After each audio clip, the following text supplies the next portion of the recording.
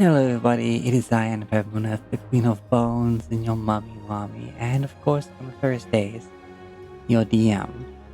I have the whole party with me already to go adventure and discover things. So hey everybody. Hello. Hey. Yay! So who remembers what happened last time? I'd like a volunteer. 5, 4, 3, 2, 1. Tex, thanks for volunteering. Me? Considering I don't even remember how we got where we are. Okay, Sky, do you remember? I shouldn't have laughed. We started the session in the Cave of the Sphinx. And the Sphinx told us that in order to find what we need, we'd have to be willing to fight for it. And then revealed that he wasn't being, like, metaphorical about it. We have to fight kind of him. And so we fought an aspect of the Sphinx, and we won with the tangled rivet coming out just long enough to watch the fight end again. For what, the second time? For the second time in a row. It's great. At some point, you're gonna reach up and you're gonna pull that screwdriver, and you're just gonna end up yanking your hair and be like, "Ow, ow! Why would it come out?"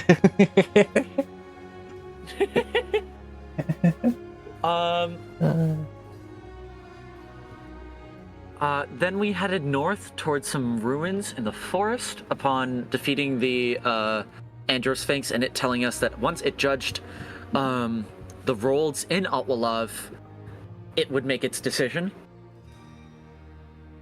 And we found some ruins in the forest to the north because we decided it's time to explore the map more than the parts that are labeled. Yeah. As if you didn't have enough to do. We found an area of ruins that are the size of, like, Tower Town, but larger. Yeah, like, instead of being confined to the island, it's like the full square mass of that. And then I think I lost focus because my notes became suddenly less detailed. Crip found a magic crystal that has some Fey influence, and Rivet was reminded of Ro. Yeah, it had and specifically parts of it were made from moonstone.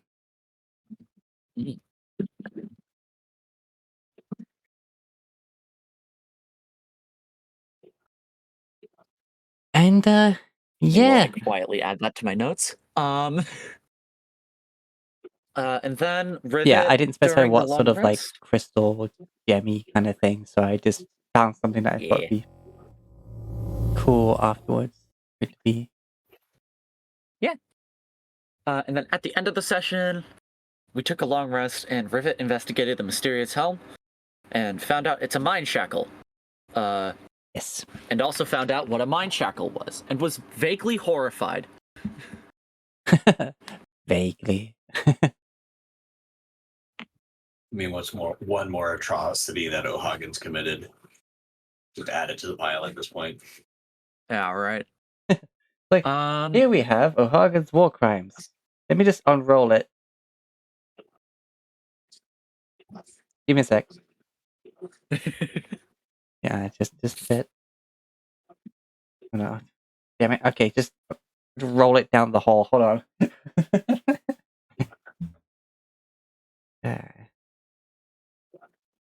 And yes, and I believe when we left off,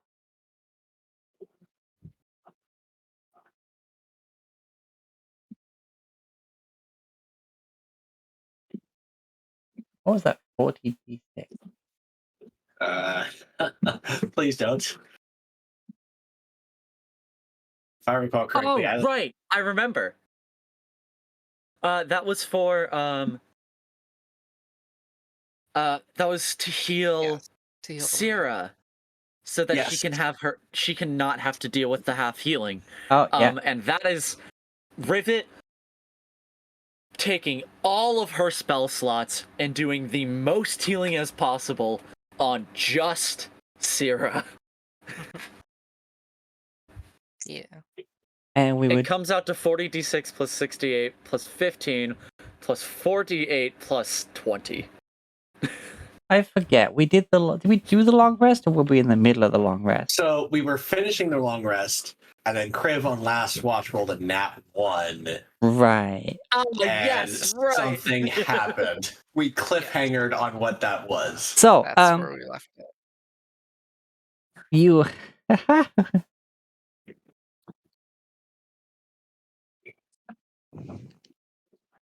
Because I think someone in the earlier watch saw like heard some sort of singing and saw some like lights Yes. flitting around, but didn't Yes. investigate. Nope. And then you fell asleep. Yep.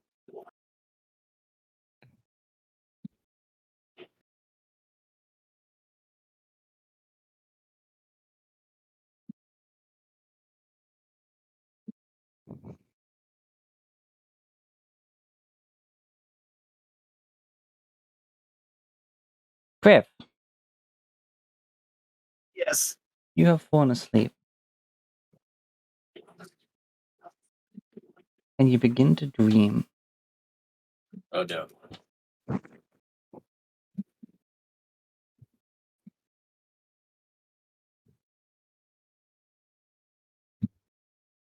You wake up exactly where you were. Though it's cleaner. There's sound of a crackling fire going on, not too far from you.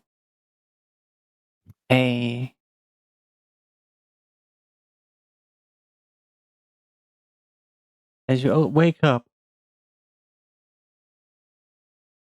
your camp and stuff is there, but you notice what appears to be repair work on what was just a corner of a building. You can see that discoloration between old and new stone. And looking out in front of you, you see a number of tables. People just kind of sitting there. It looks like a bar off in the corner. Not in the corner, like the center of the room. Built like around a pillar. Well, between two pillars. It kind of like stretches from one pillar to another. The lighting is candle based, therefore it's not the brightest, but it's kind of a comfy sort of vibe and smells spiced ale and some form of meat pie going on.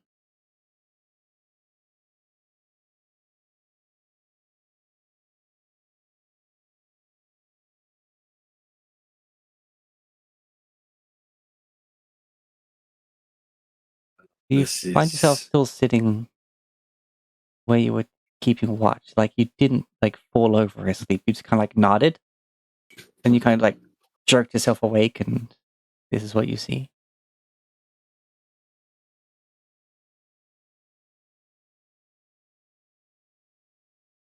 I see people sitting at this bar.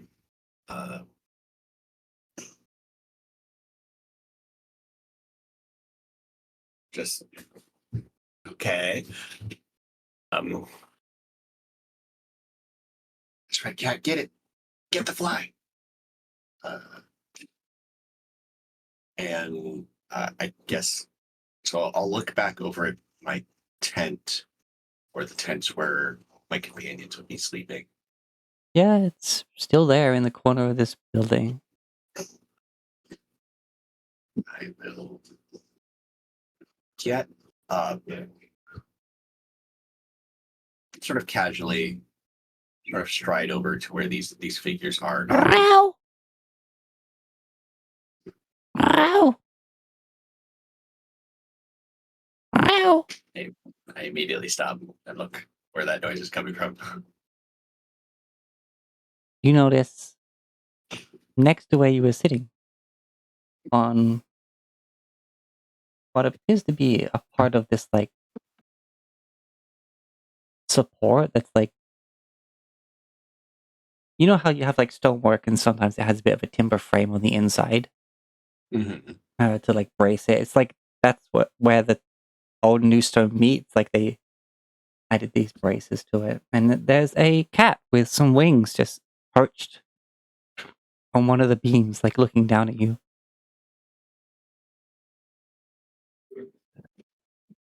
Cool. Winged cat. It has bright ginger fur with flecks of red and purple, weirdly. I want this cat. Silence, turtle, you're asleep. Well,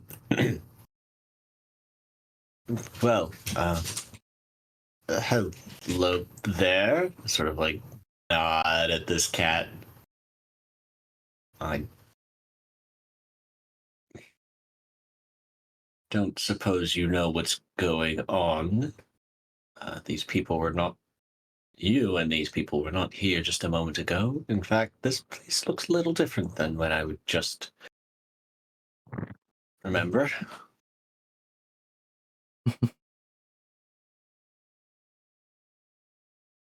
Damn it, where's the... Ah. There you go.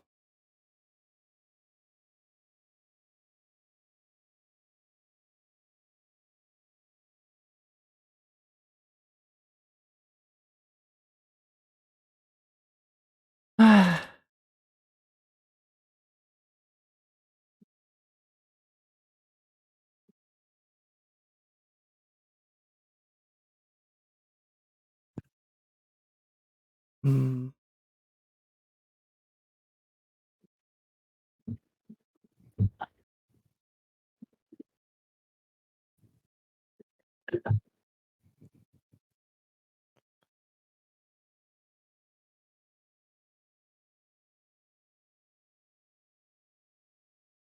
They gotta tilt their head. Like suddenly they just jump off, and they don't so much fly as they like do a cat jump, and the wings just let them kind of glide a bit more, and they land on you, and the cat just leans in and just starts sniffing at you. Oh, okay. That's definitely a thing.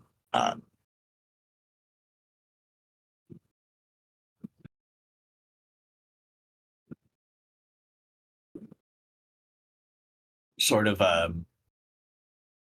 since my left hand still has my shield, I'll like hold up my right hand, sort of like closing a fist for it to sniff. It's like sniffing your face, but then it sees the hand, it leans over, puts like one paw on it as if balancing between your shoulder and your hand despite having wings, and just sniffs the hand. Extend a finger to sort of like brush against its cheek while it's sniffing.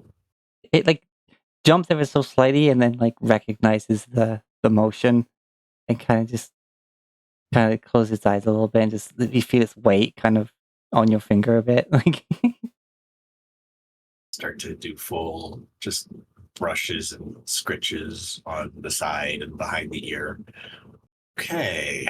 Well, this is I'm sure Syrah would love to meet you. I'm not quite sure. So it looks like I just nodded off, and like it's still like the middle of my watch kind of deal. you're not sure, you can't see the outside.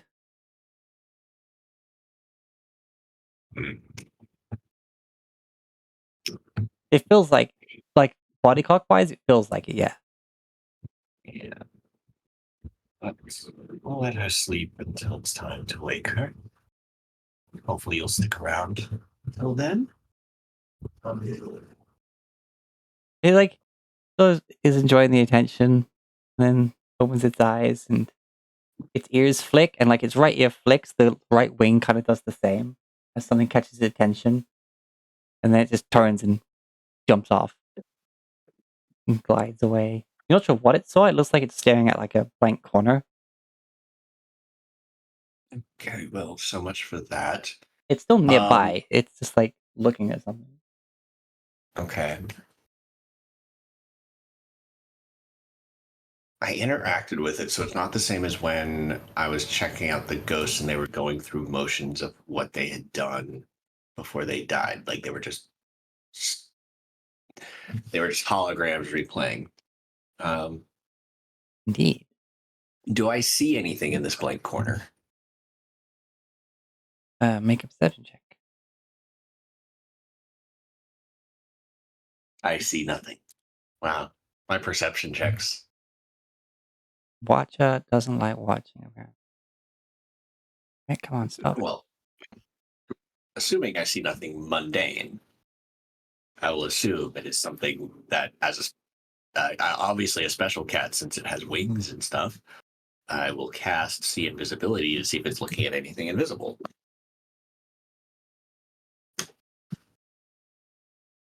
Okay. Makes.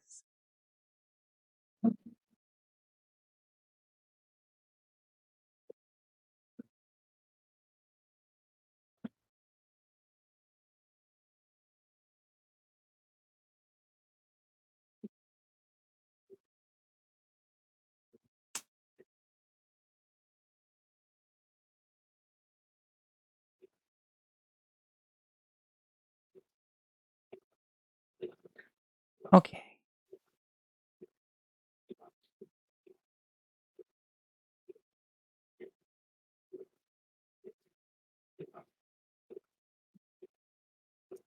Better. Alright, you cast the invisibility. And what you see is another cat. But it's got an etherealness to it. And it's the two cats are staring at one another. The ethereal one doesn't seem to have wings. It's just kind of staring. And they're kind of doing the whole thing where like the ethereal one's like holding up a paw about to like bap. And then the winged cat puts up their paw and kind of like just pushes it against the other's paw. And they both kind of stare at each other, not sure what to do next.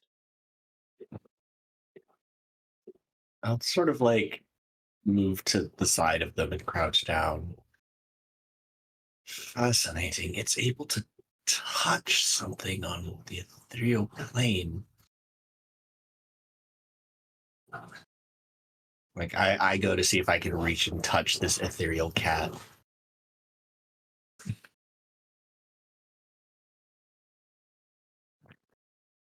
Okay.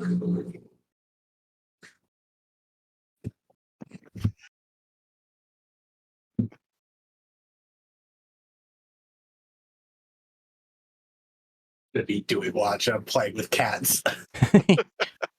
All right. So you reach out to touch the cat, and your hand goes through it. What is your passive perception?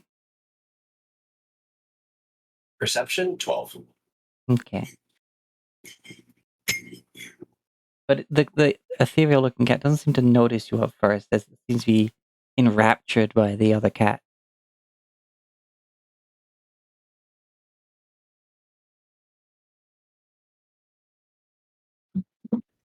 Well, okay. But then the ethereal one tries to like pull back from the stalemate they seem to have and jump at the winged cat.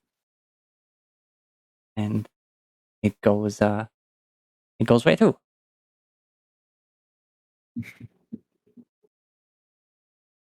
Now I'm confused. They obviously were touching, but now they can't. Wait. I'm looking at this winged cat. It's like, obviously, you're some sort of special kind of cat.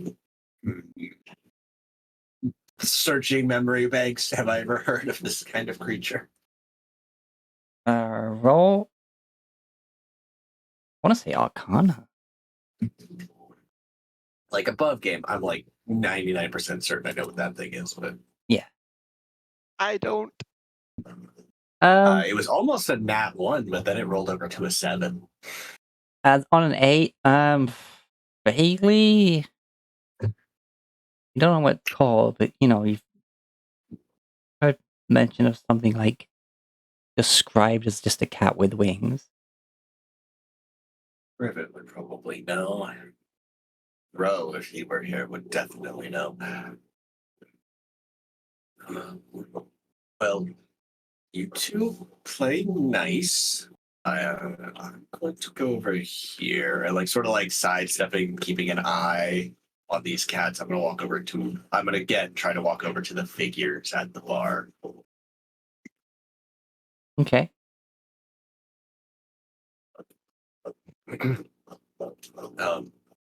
Excuse me.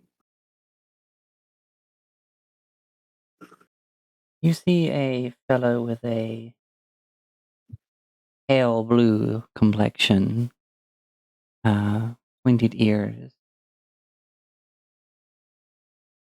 a almost metallic silver hair, brushed back. It's almost as if they should have a ponytail, but they got put it in a ponytail, then cut it at the bind, so it's just kind of spiked at the back. It's sort of gathered towards the back. It's just then spiky there. They look to you and they smile, and as they for a moment tried to recognize your face, and then realized that you're new here.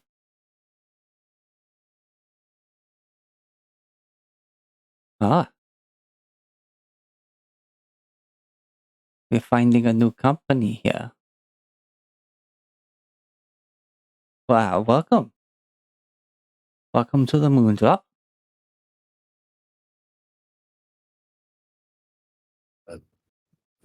It's definitely a place. I'm sorry, I'm a bit confused. My party and I just drove over to the tent. Went to camp for the night, and this was not here when we set up for watch. All right. Yes, I am sure that this is the case. And they reach under the bar, pull out a bottle, and pour it in a glass, and they put it in front of you. It's quite a common thing with those who is their first time here. I hey, have a drink, and have a drink. It always seems to help. I would like to insight this. Is he genuinely giving off sort of friendly barkeeper vibes, or is there a subtle sinisterness to this? Roll insight. This is less about his words and more his tone. Yeah. I'm trying to push out of my usual go-to accents, just do something a bit different. So, God damn. 14. Great. It's confusing, but they seem to be genuine. Especially in the fact that, exactly what they're saying to you, how it's often confusing when it's people's first time here. And they truly believe that a drink does help. And I'll pick up the drink, and I will sort of I will take a drink, a full drink, not a little testing sip. I'll okay, this guy seems okay. Pinky's out.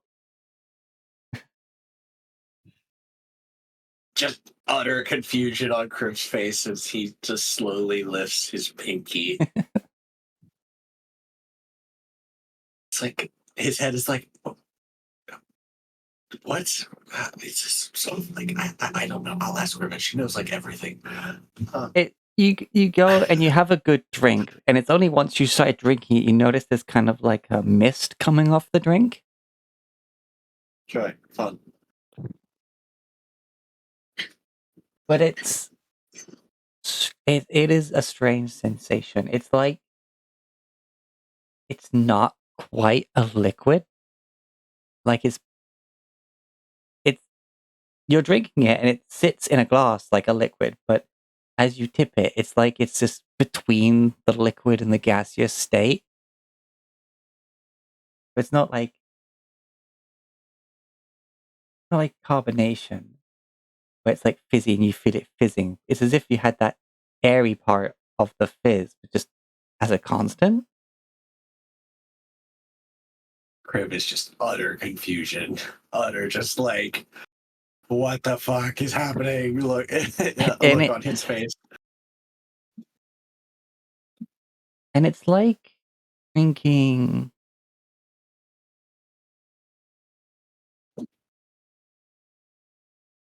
like imagine, I'm sure this exists, but like having like an Irish cream, but instead of it being like toffee or caramel, whatever that flavoring is meant to be, but instead it was peppermint. Like drinking a definitely alcoholic mint cream that has this gaseous texture to it.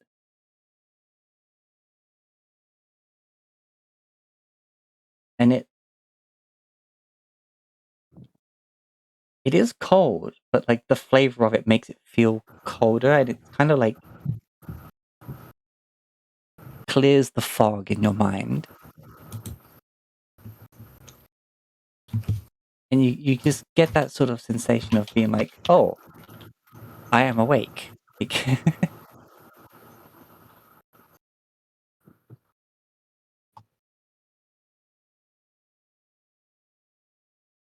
Okay. It's good. It's of a strange beverage. Not doing you any harm, but it definitely, as I said, it clears your head and eases some of the tension in you. You know, still pinky still out, lowers the glass and nods. Sets the drink on the counter before pulling out a gold and setting it on the bar. That does indeed seem to have helped. And before you go and think I'm the rudest bartender around here, my name's Sparky. Pleasure to make your acquaintance. My name is Kriv Norixius. Looking at the gold, you have come from quite a far away place. More just confusion, like, but I came from right here. How is it a faraway place? I don't know what's happening. just such internal confusion happening to him. Oh, I have to ask, is the rest of your party still sleeping? Yes, we're going through the watches, and I had just started mine. So I've got a couple hours more before they wake for the morning. Ah, okay. One moment, please. He goes over and he picks up this. It looks like a bell, but it's like split down the middle as if it was a tuning fork. And they just flick it, and it sets out like a. It's a weird. It's like definitely a clear like tuning fork tone, but it like seems to carry through the room, and everyone who's like drinking kind of looks over, and like he puts his fingers. I need everyone to be quiet. Our new arrivals party is still having a sleep in the corner. And everyone's like, puts their hand up and is like, okay, all right, fair enough. They kind of like all huddle in and they carry on their conversations just a bit quieter. Is confused, but like, okay, cool. So these guys are nice. They're being very appreciative of our party and the whole sleeping. Okay, just cool. These seem like nice people. Okay. Still has no fucking clue what's going on and tends to ask Rivet with so many questions. What happens when your character's the smartest? As much as everyone does enjoy their revelry, this one here at the Moon Drop, we do know that when you're beneath the moon, it's time to drop off to sleep. Yes. Usually we have rooms, but you seem pretty set up in the corner there. Stops at that comment and looks around like it's still the ruined building. Where the heck are these rooms? Well, that's the thing. It's as if there's just the rest of the building there now. Just like Crow's mind is just imploding, and he's just like, I think I need more of this drink. Picks it up. Pinky goes out. Just. And again, it sort of stills your mind. Stills. Just like stop the rushing confusion and refresh your clarity, as it were. Yeah. Just like, woke up. We were in the ruined building. The cat was playing with something. Now I talked to the barkeep, and there's now a building. I am. His world is imploding, and he's just like, okay, all right. Maybe this seems odd, but the moon drop does exist on the material plane, correct? Oh, no, it hasn't for a long while. Cool. The Watcher Paladin, who is meant to safeguard the material plane against anything extra planar, is now in an extra planar bar, thinking that the people there are kind of like okay, and it's just like, well, oh god.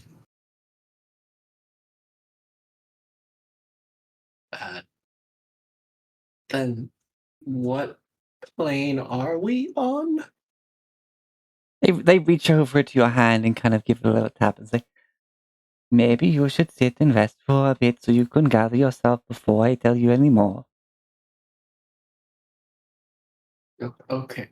And I'll sit at like an empty stool at the bar and just be like, okay, If you need help yourself to any of the books over there or even some of the blankets, just make sure to put them back when you're done. Looks over and sees this stuff. There is a reading nook that has blankets and cushions. Crib is still just like, okay. Yeah, I think he's gone past the point of implosion and he's just like, just mentally numb. It's like, okay, yes, this is just happening. Despite his high mental saving throw scores, he's just like, okay.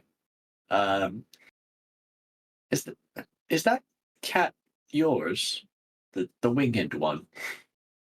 They kind of like look over and they say, like, oh, no, that's Sunspark. They'll either make their way back to the owner or they'll come looking for them.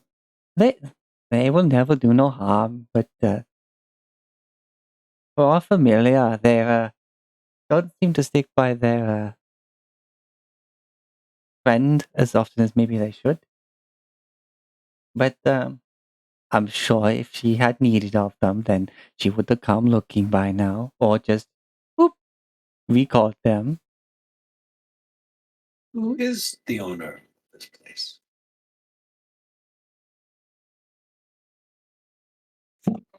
You said the owner of, I guess, the cat. Then is she a regular here? Oh, there she is. Lady Wizzy Lizzie is Definitely a regular in here. She particularly enjoys coming in to grab a book and a blanket and get herself some rest. Not that it's much different from the books that she spends her waking hours studying. I see. Sounds like a wizard.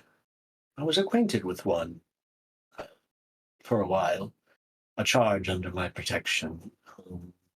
Stepped through a portal on some sort of quest at the request of a friend.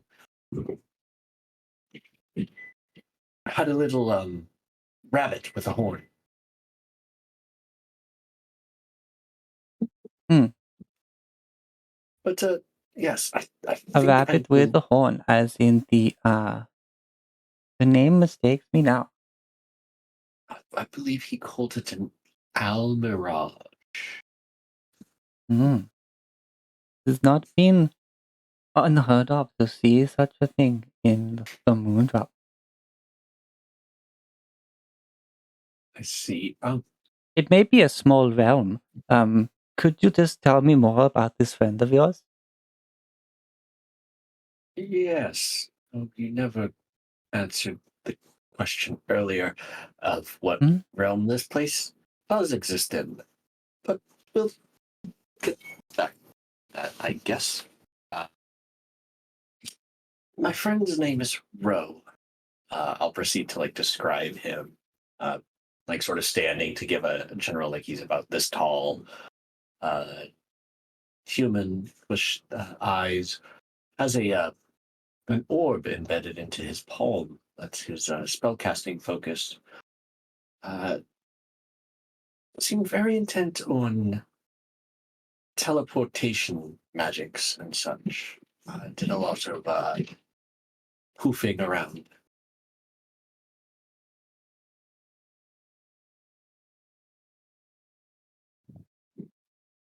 A few faces are coming to mind, but none that exactly match the description. I'm most reminded of this one fellow who did not like to sleep very much, but I cannot remember getting their I do not remember getting their name. Ah, damn it! Go back. I thought too much about the accent. It started twisting it into the other ones. Blah. Happens. Yeah.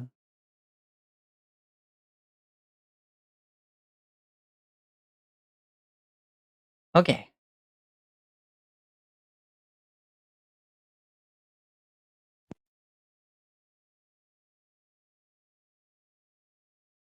Well, So no, you go ahead. now that I've told you about my friend, maybe you could tell me about this place? Unless, of course, it's against policy? I'm not quite sure how this works. You just don't seem to be taking it fairly well. Therefore, didn't want to confuse you even more and possibly make you have some form of panic attack. I think I'm kind of numb at this point. What? Finish the last few drops of that, and then maybe I'll tell you. Just upends the glass and sets it down on the counter. Sparky takes the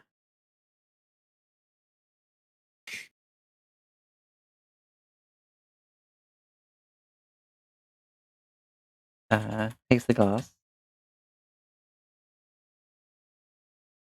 and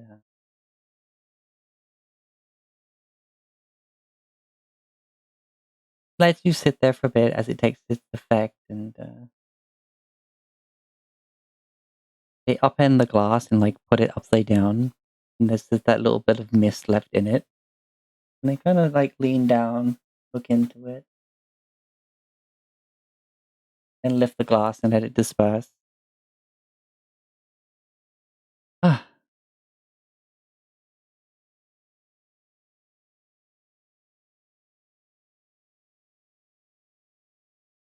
so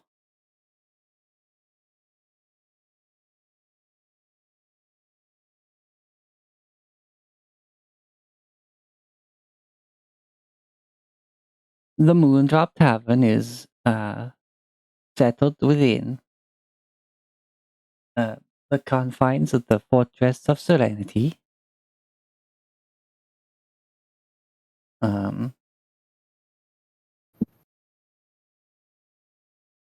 They kind of like go that far. They kind of like keep an eye on you, make sure you're doing okay. Mm-hmm.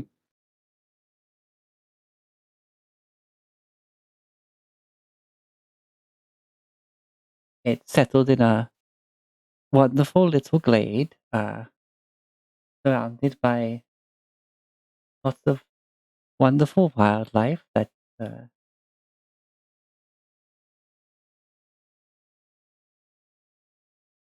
we got some of the nicest blue and pink trees around here. Flowers of all sorts of colors under the rainbow.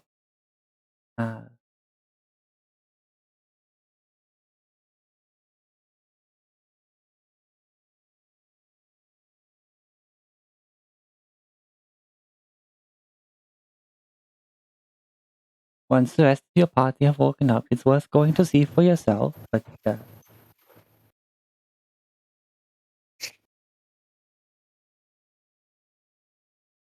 make sure to not travel outside the fortress's grounds without a guide.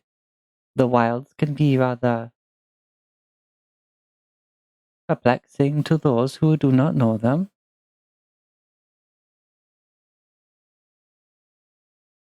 Let's see. Yes. Tell me, my friend, how familiar are you with the Fae? Trying to think. From the sounds of things, your friend that you mentioned had some interest in them. Possibly. I'm not familiar with them too much, and I haven't encountered many Fae folk. Well, with the friendly advice,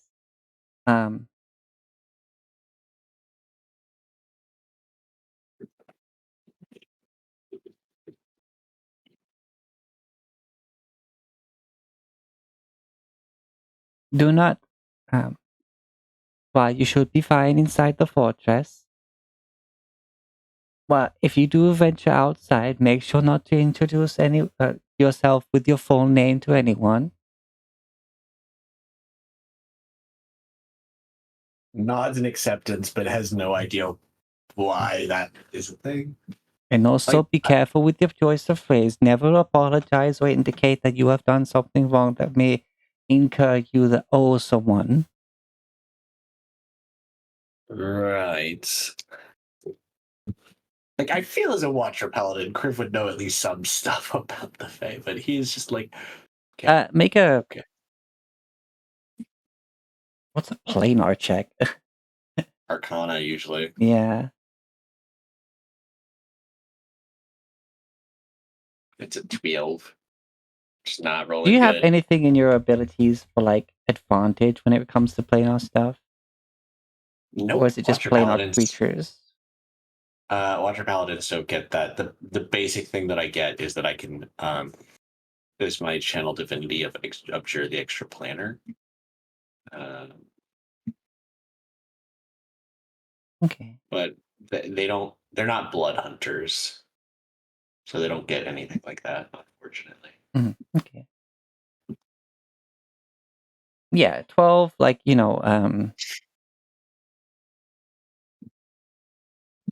careful what promises you make to the Fae and your wording and how your word is your bond. Mm-hmm. Just sort of nodding along with this and like, cool. All right. Are you getting This what is I'm bringing down here? Yes, I know a bit of those as standard warnings against the Fae. I just didn't study them as deeply as I did other extraplanar beings?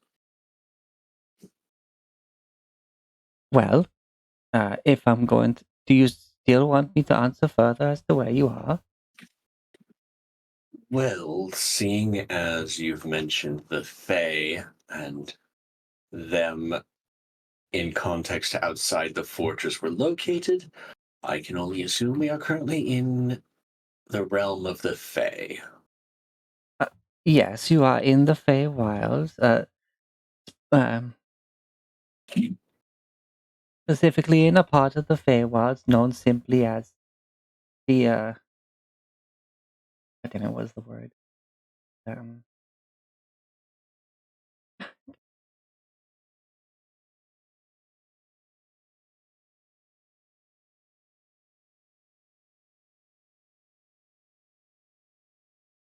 a a rather expansive part of the Feywilds known simply as the Dreamwood.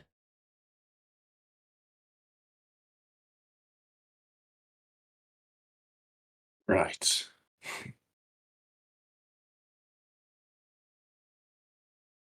The Dreamwoods in the Feywild, inside a place known as the Fortress of Serenity. Yes.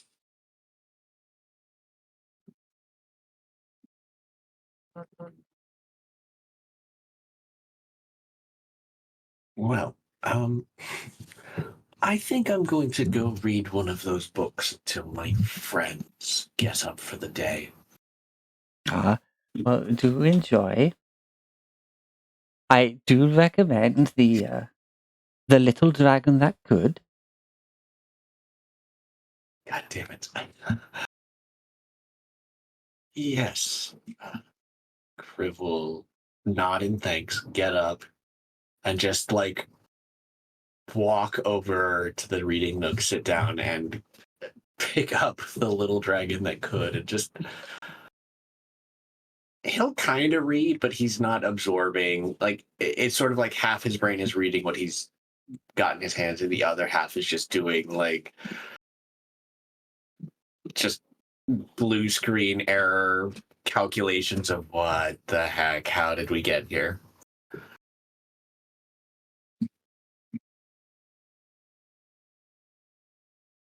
Okay.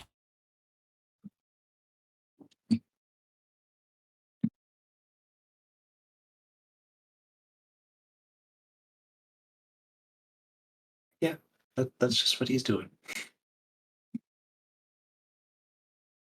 Okay. So. Did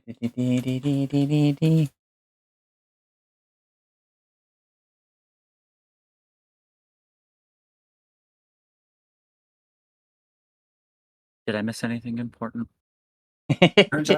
Turns out we're in the Feywild. Oh, God. So you pick up, you go and sit in the little reading nook. Take a look at the blankets. Do you pick up any? I think no. Like for a casual reading, he wouldn't pick up and like put on a blanket. He'd just sort of sit and read the book. The Little Dragon is good. When you open it up, the artwork is delightful. It seems more of like a children's book, but there's the sheer simplicity in its story and its telling that is comforting within your confusion.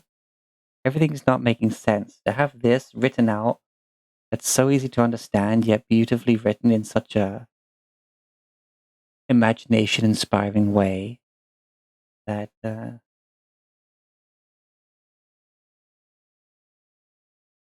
as I said, yeah, it's like a comforting thing. Of course, a motivational story about how the size of the dragon and its hoard means nothing. It is greatest deeds can be done by the smallest of dragons.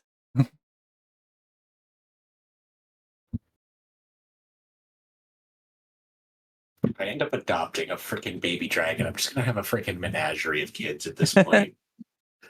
Just rock, dragon, human. But yeah, you That sounds like a new, like, D&D sourcebook, Criv's Menagerie of Children. The Paladin's Progeny. Yeah.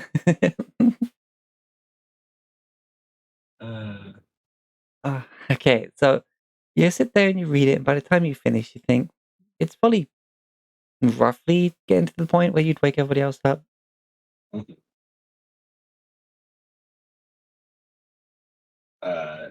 Thinking that, I'll put the book back where I got it, since that was like, oh yeah, just make sure you return it. So he does. Standing up, he walks over towards the tent to get his companions up and maybe share this new discovery with them. All right. At what point did you leave, Skylar? What did you miss? I don't know. Criv was still talking to the barkeep. Okay. So yes, the barkeep introduced it there. They have a reading nook, complete with blankets to snuggle up in while you're reading. And yes, you wake everybody else up for your morning breakfast time. Surprising enough, everyone We're wakes in- up. And, everyone, I think you need to get up and see this. This is oh boy, I have a lot of questions for you, Rivet. Tell me, do you know anything about the Feywild? Oh, god damn it. I take that as a yes.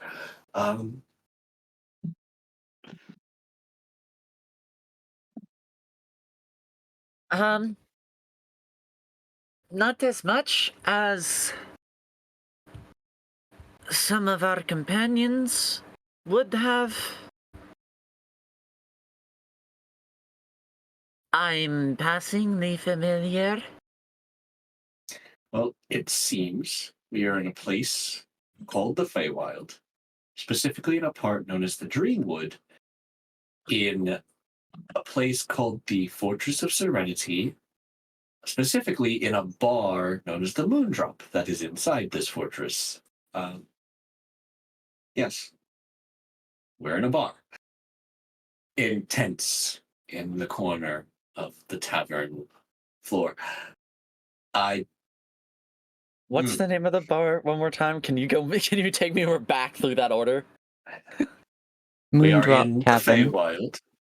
Yeah, the Moondrop. So we're in the Moondrop Tavern, which is inside the Fortress of Serenity, which is in a section known as the Dreamwood Forest, on the plain of the Feywild. It was just the Dreamwood. I just was trying to find another way to saying something forest. It was Oh. Hey.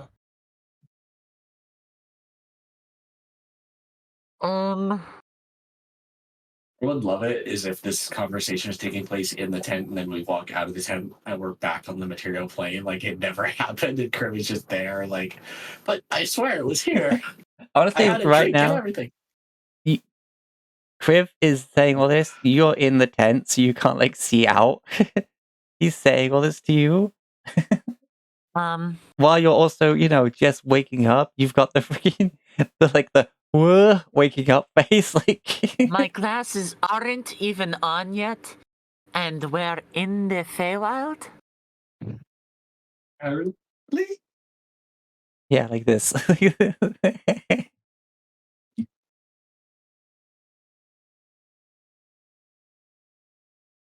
Ha-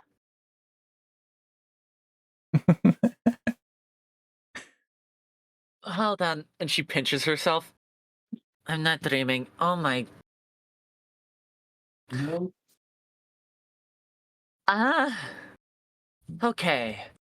Yes. Feywild, the Dreamwood, the Fortress of Serenity, the Moondrop Tavern. Yes. Are you sure you're not sleeping? You smell a little bit of alcohol in his breath. Have you been drinking?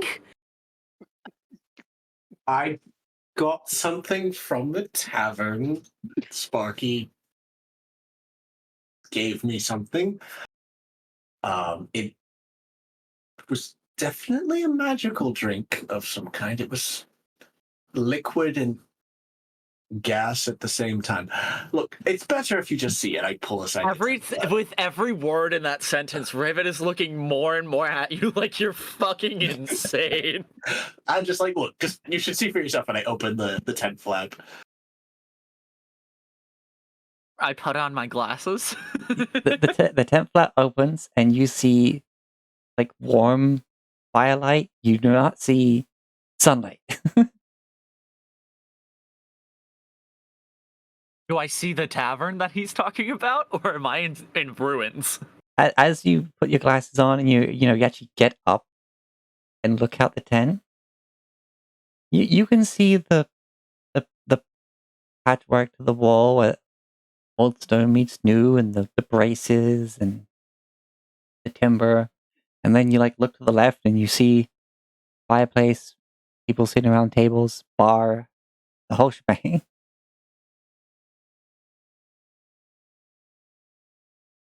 My God. If we'd just been back in the freaking ruins, it would have been hilarious. But this is nice. Okay. I have another test I'd like to run, just in case. Okay. One moment while Skylar figures out how I want to execute this. Hey, Kriv. Yes. Hold still. Okay. Just completely gonna- trusting of Rivet. I get behind him, pick up my shield, and then body slam him to cast Shocking Grasp. You have advantage because I'm wearing metal arm. Or no, this is chitin. I don't know if Yes, there's enough. that's true. I mean, my shield's metal, technically, and shields count as armor as opposed to weaponry.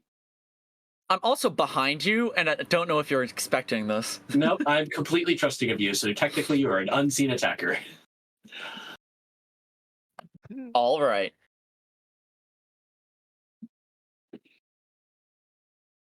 You do not hit my AC, but we'll say Honestly, because he's not resisting. resisting, therefore, like, he's not making any moves to dodge or block or anything. The AC doesn't mean anything.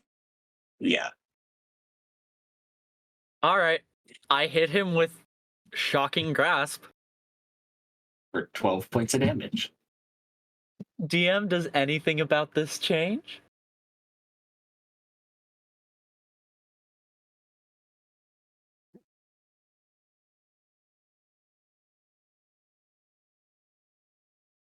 For context, I'm literally trying to shock him awake. Nothing's different. You just shocked him. Or hold 12 holding damage. my tail, holding my tail because I figured that's where you shocked me to avoid the armor. Just like, oh, what was that for? I don't know. I was hoping you were dreaming. And this was all a dream. Your dream. And what? Just brushing Because- my sore tail. If it's not a dream, that means that we have been teleported into another plane of existence with very little capability of going back. Unless somebody here is very kind. What have you said to the bartender, by the way? I'm kind. I told him my name. That is a bad start. Well, I did not know I was in the Feywild at the time. He has already advised me not to do that. It's very nice to see you here, and you feel your tail heal up. Do I get my hit points back? Yes, all 12 of them. Okay. Pat. Appreciate it. You're welcome. And I mentioned Bro because extra planner things, and that was honestly about it. Mostly, he's been telling me about this place, and then I read a book. So not a whole lot of talking. Okay. When I mentioned you all were still sleeping and had a bit longer to go, he caught everyone here's attention and asked them to be quiet so that you could all finish sleeping.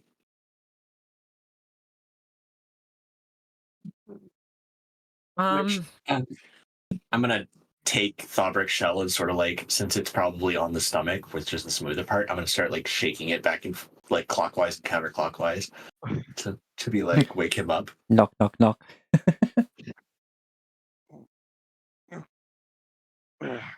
I'm gonna get you go ahead and have your little mental breakdown. Sparky has some good drink to help with that. Syrah, I'm gonna go into Who the tent is again. Spark? You are Sparky. She turns to the barkeep. Like, you like, as you say that, like you looked over the bar, you looked around, you looked at Kriv, you saw the person who was just at that table, apparently used healing word on Kriv. Then you look back, and Sparky is no longer at the bar. They're literally like standing like at the edge of where the old and new stone meet with a tray. Ah, I see you're all arousing now. Yeah. I thought, much like your friend did, you may need a bit of this. And again, you got this misty, lightly glowing, like liquid, but seems like the surface of it, like in contact with the air, is like turning into gas and back again, kind of as it sits there. Welcome to the moon drop. I am very much Sparky, as was mentioned before. When the hell did we get inside a building? Okay. Oh, I'd say about maybe 2 hours ago or so. Right. Rivet fishes into her coin pouch, takes a gold piece, and places it on the tray while taking a mug. Okay. Oh yeah, this is like it's definitely a glass situation. It's like a 3 fingers measure. For a normal sized creature. Yes. 2 hands for Rivet. Yes. I wake Syrah, and then once Okay. start moving gear out and breaking down the tent because it seems kind of rude to have a tent erected inside a building. Apologies for any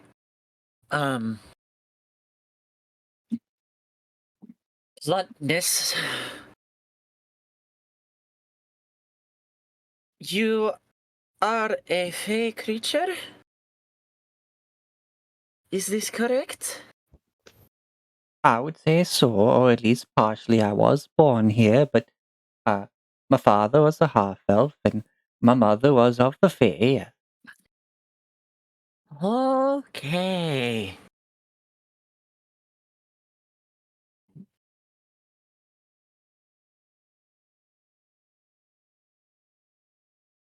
Ah.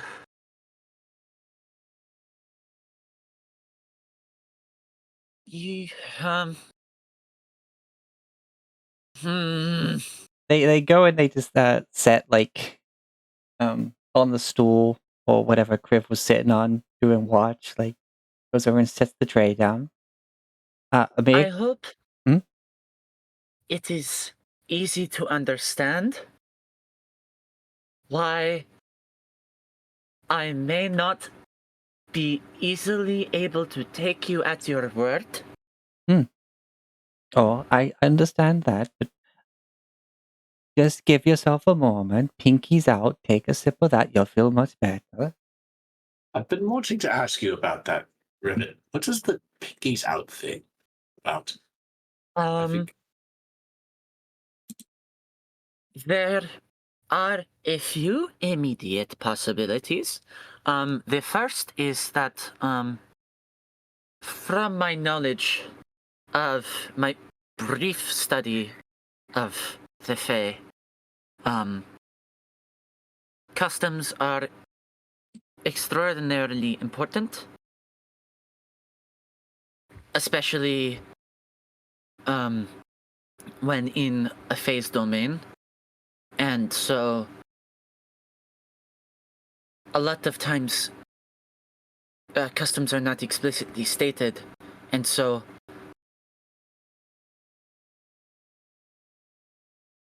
that could have been a kind warning.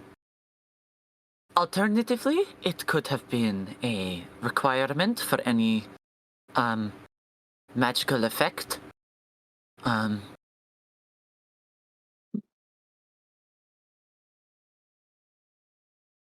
I could just go ahead and tell you if you wish to know, but whether or not you believe me, again, is up to your prerogative. just looks at this man. If you can see Rivet's brain like in overdrive, attempting to ensure that everything she says is worded very specifically. Certainly, if you want to let me know what it is. I need your friend there to take a sip first. She looks like she's about to maybe have a bit of a panic attack. That's the last thing we want around here. If you are willing to share this with us freely, we would all be willing to listen. And she, pinky out, takes a small sip.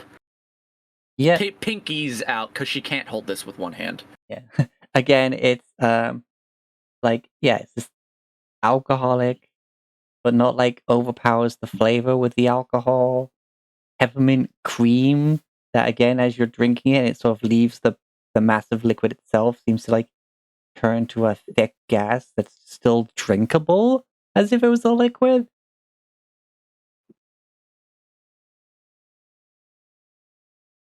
And yeah, it helps calm your mind down, ease your tensions, and just give you that clarity with the minty like ha.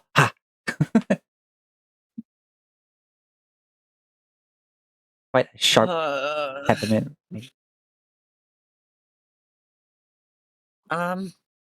Definitely makes you feel awake.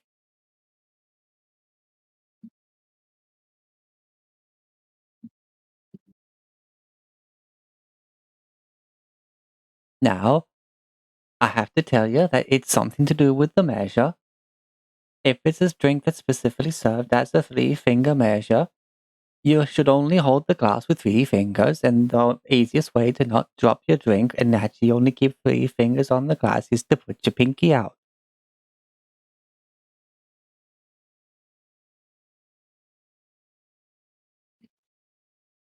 Okay. So, of course, if you have maybe just a tiny little maybe bit of coffee, you just have the thumb and the one finger to hold it. Or, a double whiskey, that would be just 2 fingers and your thumb, because of course the thumb is not a finger. Just turns back to breaking down the tent. Now, as your friend has given me a gold coin as have yourselves without any provocation, I feel I owe you some breakfast, and so I shall see this debt paid in just a moment. I will return shortly.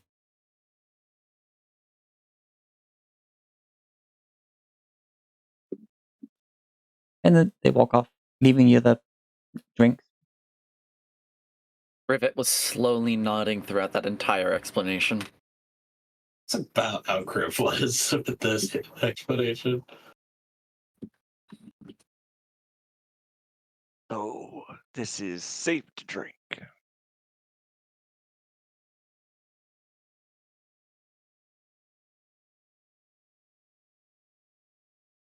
I have As no, an continue. I'm sorry. I have a completely unrelated side note. I have not had any issues drinking it. I just realized the Well. music stopped ages ago. Hold on. I figured I have- it's something we need a drink in the morning for. I have a coffee with me, and I have unconsciously been holding my pinky out while drinking it. I'm now realizing.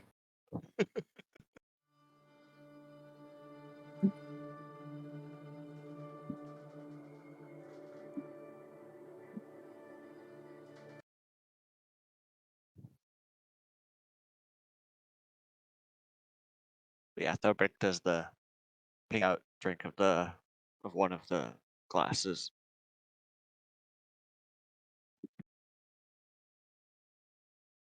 Okay. How many fingers does Thorberk have? I would Dagger. imagine he has a normal hand. He's a tortoise. Who knows? I didn't know if turtles were. I thought turtles were 4-fingered or 3-fingered. I will look at his art because I have that. I think. I'm pretty sure I should have that art. And I commissioned that shit. I should have that too. Yeah, you have 3 fingers. So you have the thumb and 3 fingers. Alright. Okay. This is simply called Feywild by Butterfly. We'll see if it fits properly.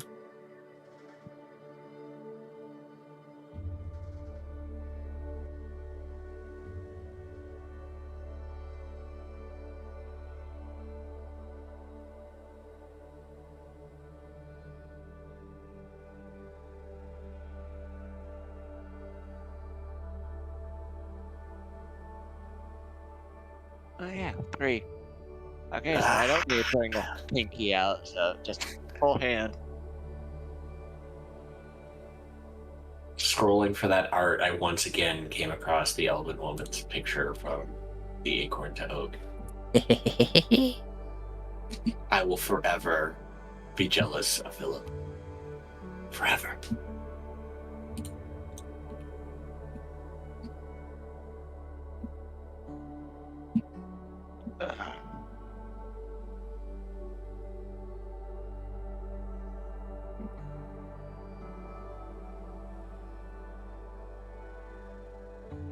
Well,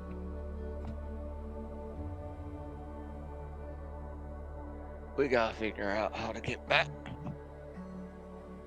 Or how we even got here in the first place.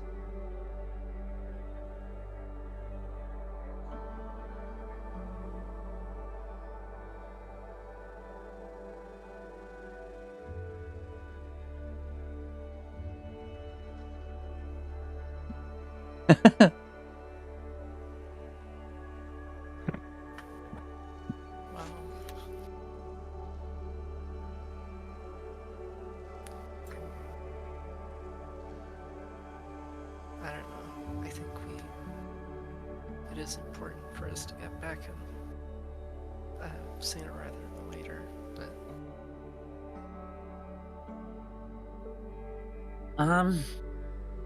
Oh, time flows differently in the Feywild.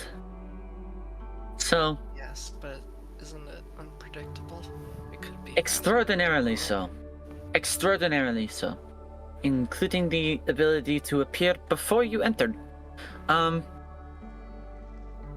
So, you know. Wait, what? How would that work? Specific physical locations in the Feywild are not only tied to specific physical locations in the material plane, but also points in time. And so if you were to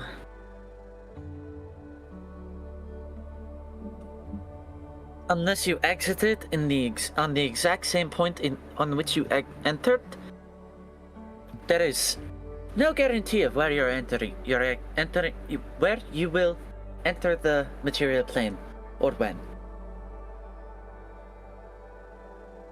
How did we even get here in the first place? It would be that giant rock. If I were to take a wild guess. I just had a thought. Not sure if it's practical or how we'd even get back. But would it be possible to use go ahead. that time different thing to confront O'Hagan before he merges with Zelonio's soul? Yes. However, that would be like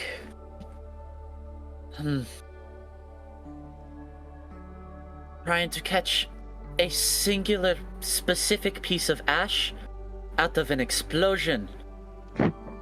Good luck. We would have to be able to know exactly what physical point and temporal point in the Feywild corresponds to what physical and temporal point in the material plane where we would be able to arrive with enough time there to do things. Does that make sense? Yeah. It'd be like attempting to find one specific droplet of water in the ocean. Or the right grain of sand within a dune.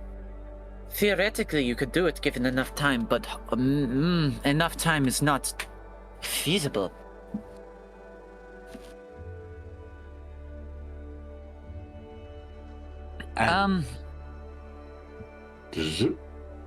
No, go on.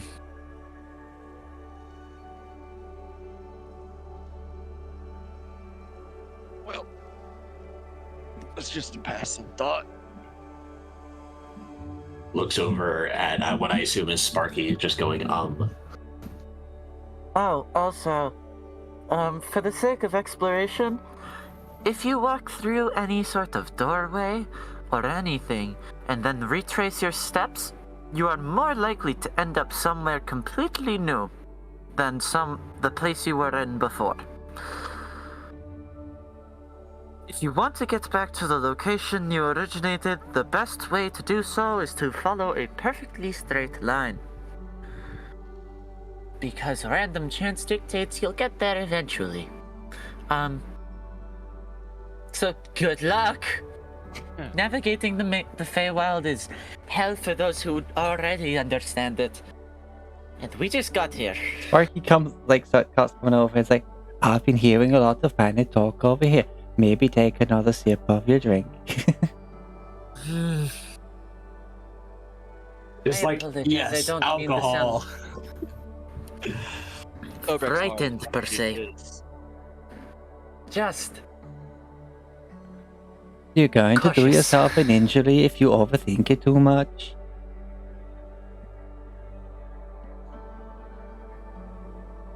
Now I've made it on this table that was nearest by to where you appeared. Your breakfast is already there, and I'd say that makes our debt settled.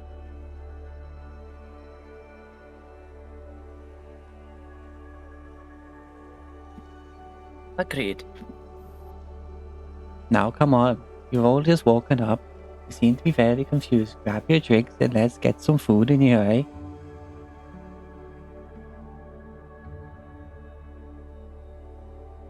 And welcome to the Moondrop, all of you.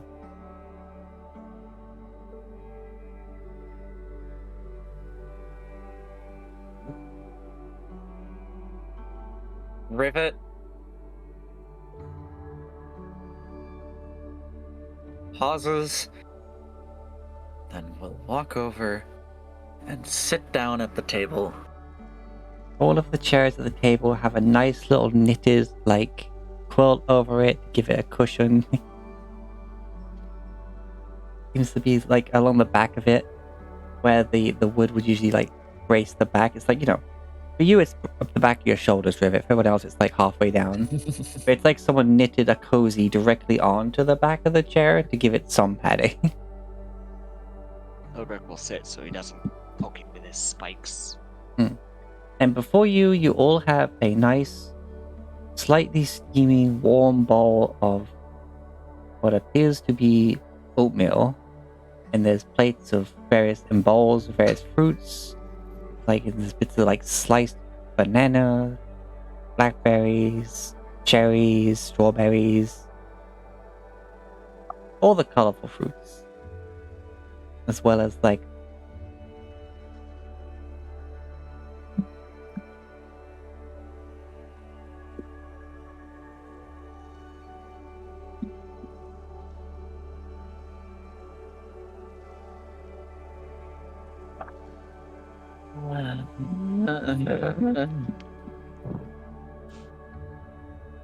Perhaps eat something.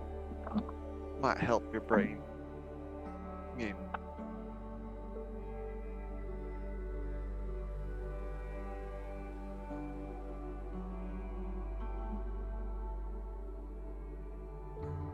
Can't think on an empty stomach.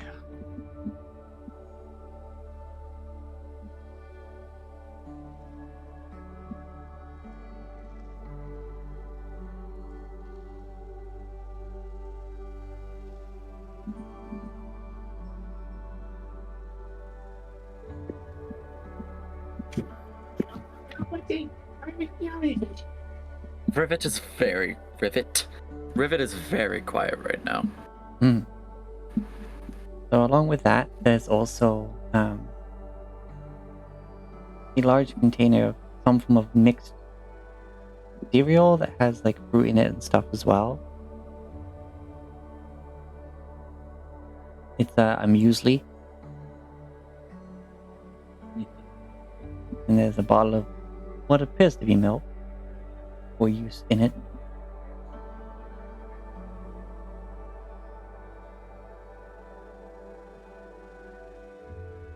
Griff just has the oatmeal. Like, yeah, that's fine.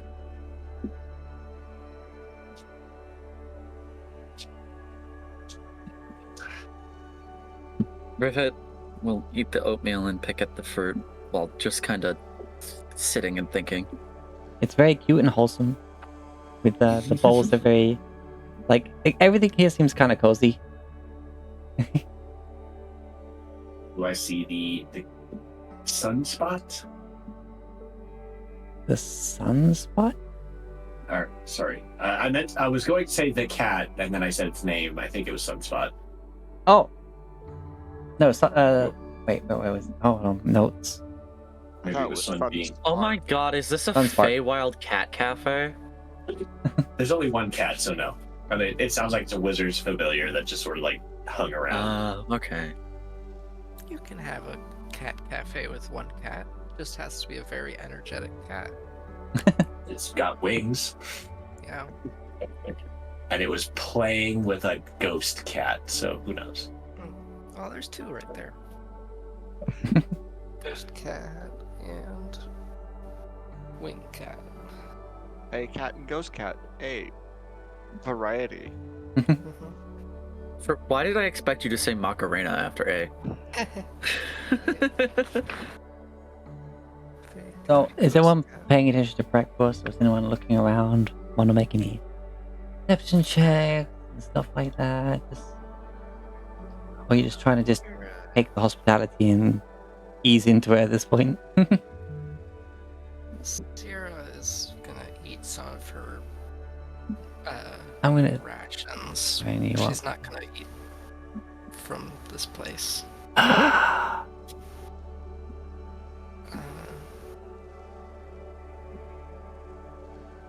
And probably we're in a building, right? I'm gonna go look outside.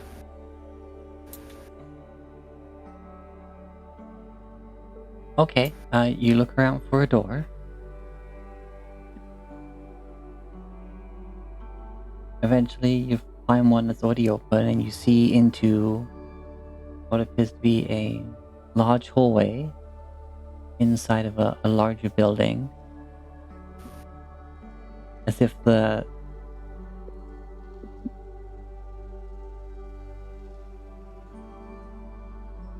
like you would in a mall, but it looks like a castle, or like the large wide corridors of Hogwarts.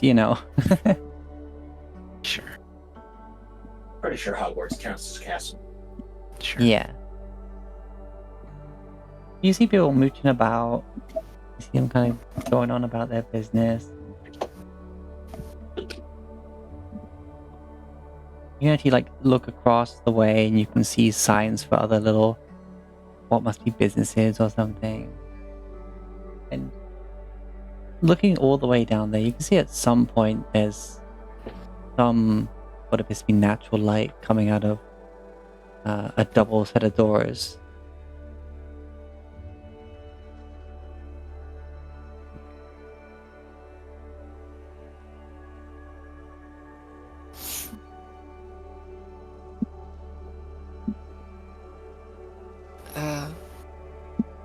Well, I'll send a message to Chris saying that I'm gonna go look outside, and I'll go down the hallway towards that door. Oh fuck! I just thought of something. I What? look around. Do I see Soldat anyway?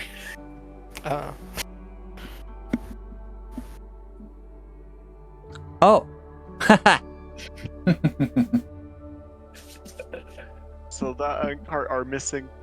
Not to So mention that- Rocky and Blix. Blix.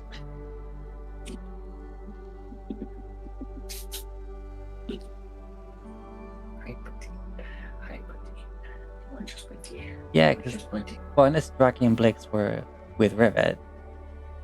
I imagine. Well, Blix is Blix and tends to go off and do things. So who knows?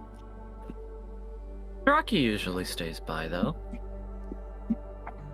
As for Soldat, yeah, I don't think you pulled the cart up onto the broken bit of ruin. Nope. Nope.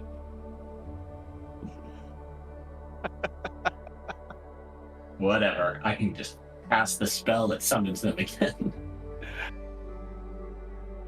Where does the summon steed summon them from? Let me look at the spell.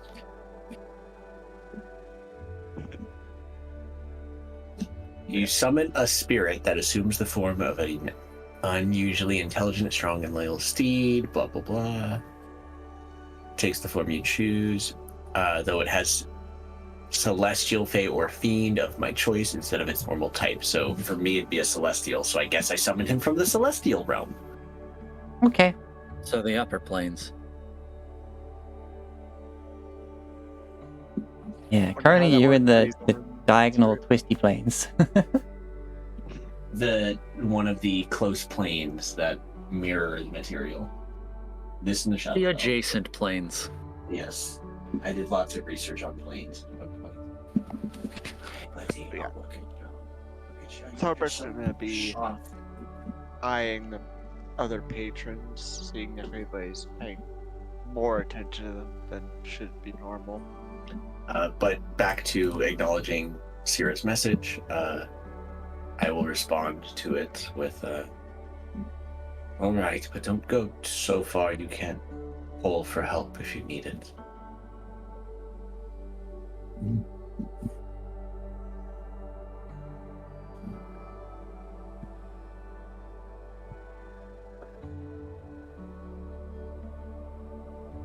Okay, right.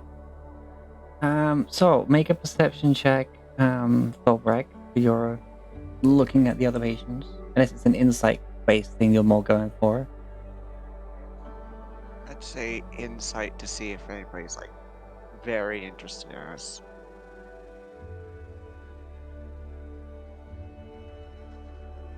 $15. Dean, you're looking around, and every so often you do catch someone's eye. When they notice you looking over, they like have that moment of like, oh, look to you, big smile and sort of a wave and a nod. You notice that as you're looking around, most people are just kind of going about their business as if maybe this doesn't happen every day, but it's just sort of happens as you notice that now you've moved to your table and broke down camp. That corner's empty. There's nothing like you suddenly appeared on top of. There's nothing you disrupted. That corner seems to be kept empty, perhaps for this reason. And most people are just relaxed, friendly, glad to see new faces. just not a care in the world sort of thing.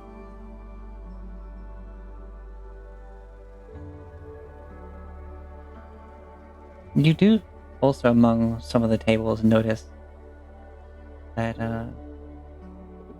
quite a number of people seem to have some form of animal with them. Little mouse, some form of long, fluffy creature that above tables like a ferret. Some dogs just kind of like sitting next to people on the tables.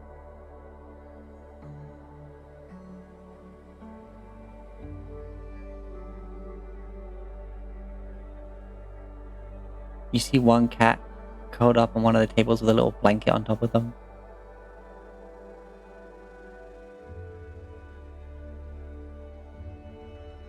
Alright. And be Lucira. Well, going back to Maxine, who's gone off exploring.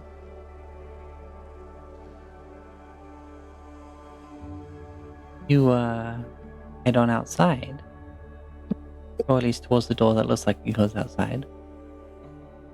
Mm-hmm. Following the people along, you watch them go through the doors. You see them like not disappear or anything. They can just walk out there and it's fine. You see this large, courtyard, as if it's this outer building is basically framing this inner court. To call it a courtyard is it's small. Let's say like it was a very squared off, walled city, but it's as if this building you're in is just this almost like a second wall, like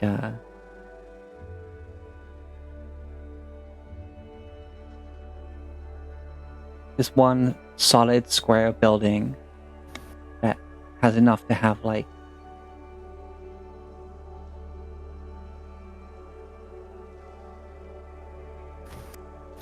kind of like a mall, like a business or two either side of a central walkway. There's very large, strong-looking doors heading out at 2 points, and then let's say that's like the north and south point of the square, and then doors heading into the inner courtyard are the west and east sides. So like, to go from inside to outside, you'd have to go a full corner round. Opening up, you see these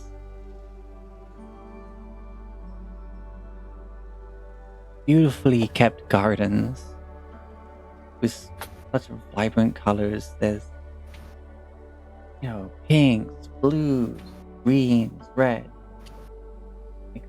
yellows that all of it sort of shines. And you can just see all these little butterflies, and for a moment you notice a butterfly flying a bit strangely, but then as your eyes focus, you see it's this tiny little pixie. It just has these very beautiful wings.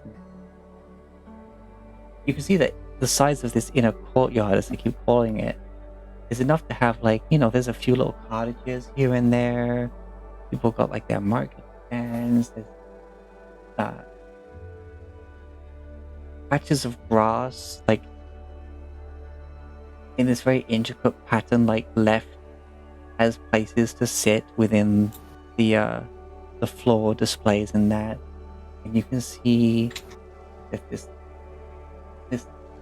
middle-aged gentleman sitting on a stool and a bunch of kids in front of him, and he's like seems to be like giving a lesson or telling stories. And in the very center is this picturesque fountain that seems to like instead of water almost have clouds, but it falls correctly and pools into like the base of the fountain. And it's a couple of like dragons that are like breathing out these clouds in the middle. But you know, everyone's walking about it. Some people even like splashing in it, and it seems to like behave as you would think. But it's like if it would fall out, it like just dissipates as normal. And there's a light.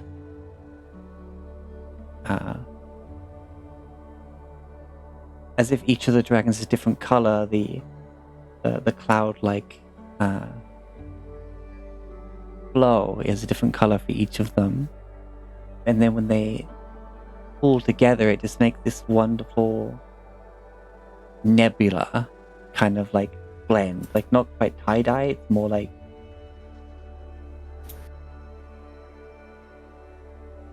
some of the colors mix together to make other colors. Some of them stay separate, but it doesn't seem to have like a hard and fast rule as to which colors mix and which just flow around each other. It seems like if each drop decides which of the two it's going to do.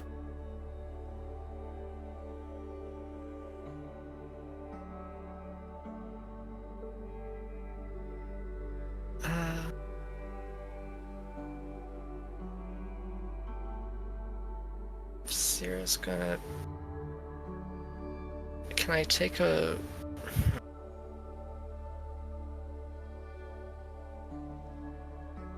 I'd like to look around, see if there's anything that might be similar to where we left. See if there's any like landmarks. Okay, make me a general... What a survival check then. Like you're trying to compare this to the place that you found and then rested in, basically.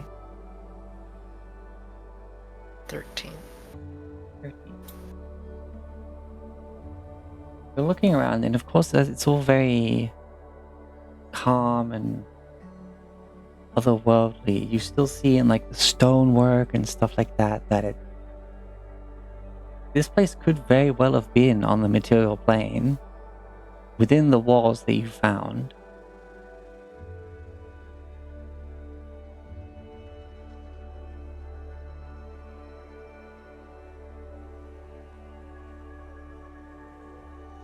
And the sky is a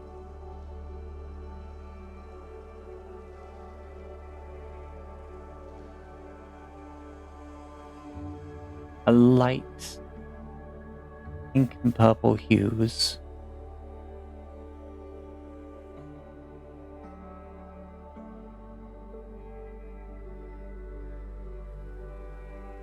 Clouds are delightfully warm, like yellowy, verging towards the orange side, but not fully.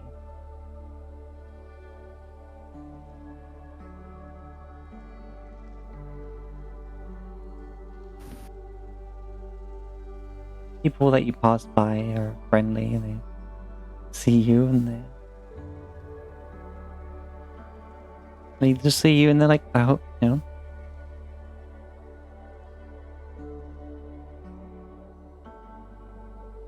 Hey, hello. Good to see you. Hope you had a good rest.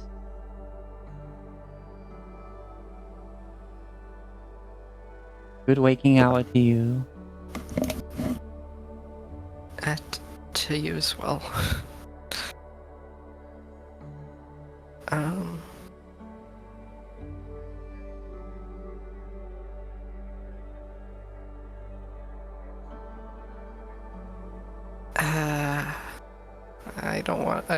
I don't want to get separated too much. Oh, wait. Do sending stones work across planes? I don't know. Looking up sending stone. I don't think so. Yeah, looks like it's cast the sending spell from it.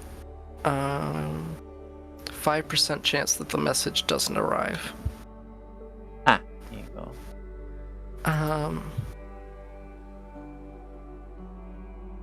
Sierra will take the sending stone out of her pocket and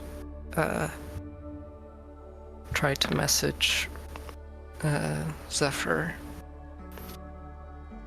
saying, "Hi, Zephyr. We're at this place in the Feywild called the Moondrop. If you know about that. I don't know if this will reach you, but if you can help, please help."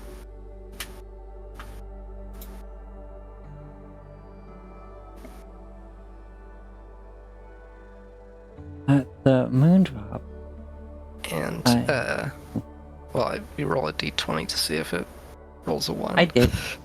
Okay, cool. Yeah. It actually would have cut off at but if you. Is it? Sending, Would it have? We're sending is 25 words. Hi, Zephyr. We're at the place in the Feywild called the Moondrop, which is one word. Moondrop is one word. Yeah, Mm-hmm. and I accounted for Feywild being one word as well. Yeah. Okay. Whatever. The gist is there. Yeah. Oh. I've never been to the Feywild.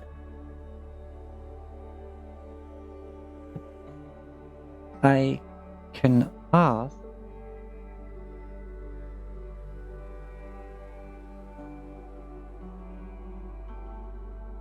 But I'm sure someone there could help.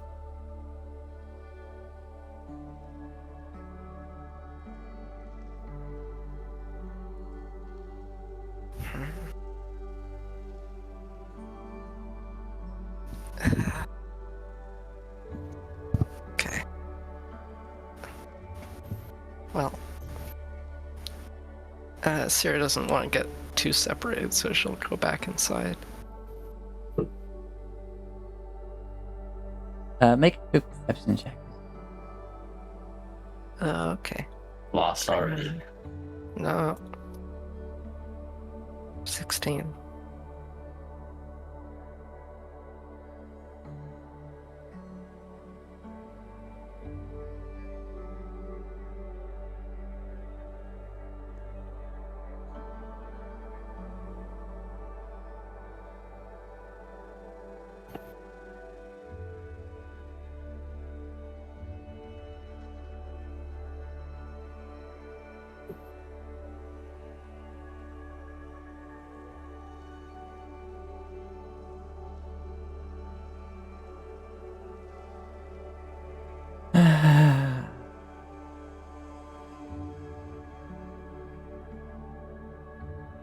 Okay.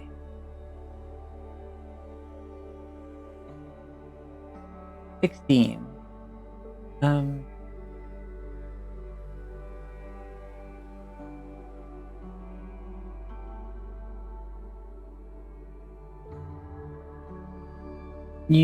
For a moment, out of the corner of your eye, you think you catch sight of someone looking at you, but on top of the building.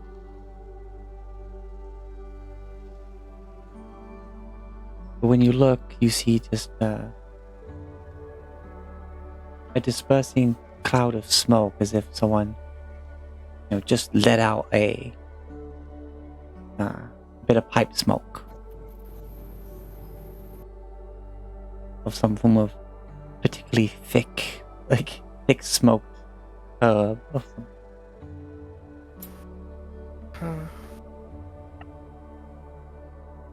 That fucking worm from Alice in Wonderland is there. Caterpillar, I think, but yes. Caterpillar, yeah. I don't know why I couldn't think of the word caterpillar. Rivet's having a breakdown right now. Getting the hookah. But I might calm her down. Or it might trap her here forever.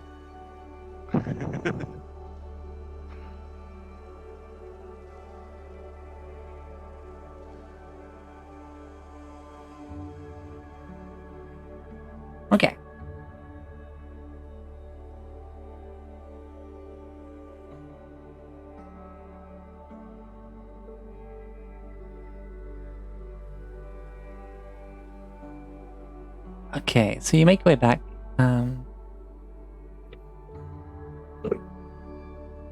It's easy enough, like nothing's shifted, at least within this solidly constructed building.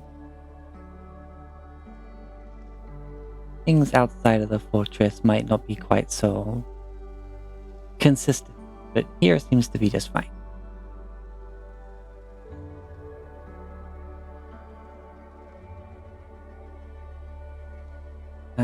As you're wondering about, we head back to the table. What's everyone talking about? Or are you just having breakfast? The continuity here is like a dream. If it would make sense in a dream, when you turn, like when you're navigating in a dream, and you turn around and suddenly something that wasn't there before is now there. That is what navigation in here is going to be like. Don't really dream. Okay. I've had a few. but Continuity usually- is only kept within your periphery.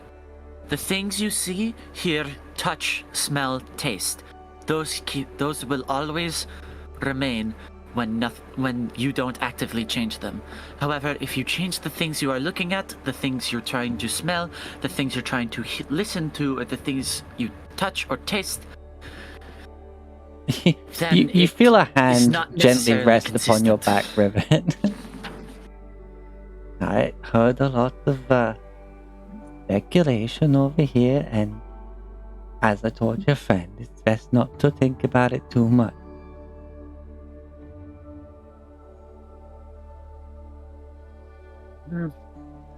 You're perfectly safe within the walls of the Fortress of Solitude, but some of those things you mentioned can certainly backfire on you if you put too much thought into them.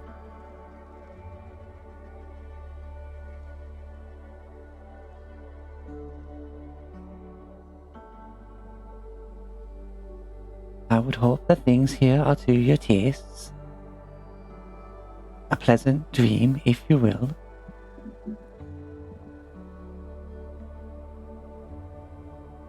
I will admit that nothing I have interacted with since arriving has been great cause for distress beyond the state of being here in the first place. And that's why we always have all new arrivals have a little sip of this, just to stop their brains from, stop their minds from, well, as I said before, making them have panic attacks or such things.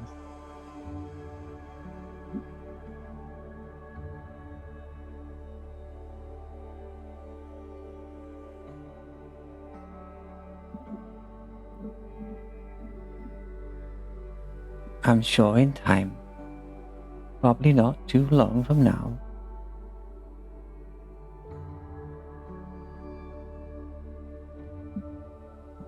you'll have a chance to speak with the one that, well, she wouldn't say that she rules this place, but I'd say it was her home first, we would say.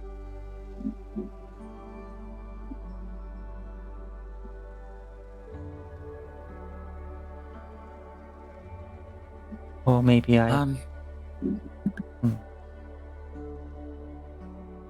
he's always happy to find new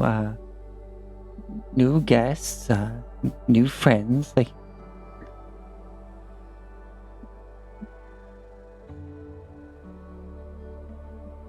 collects friends like a dragon hoards treasure.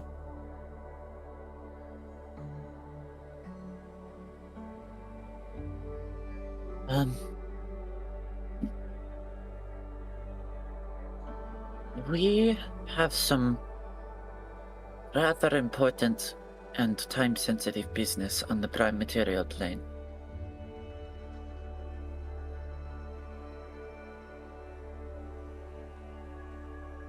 Prime material. Does that indicate that there are secondary material planes? I don't like to think about it too much.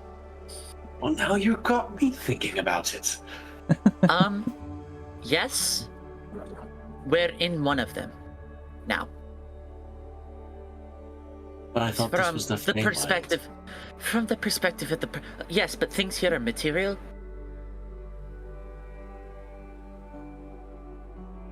The Feywild and the Shadowfell are like, they're We're not ethereal, we are material still. yeah. We're not celestial. They're reflections of the material plane.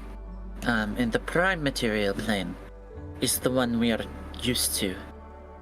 Some might refer to the Feywilds as that really fun uncle that is in some families.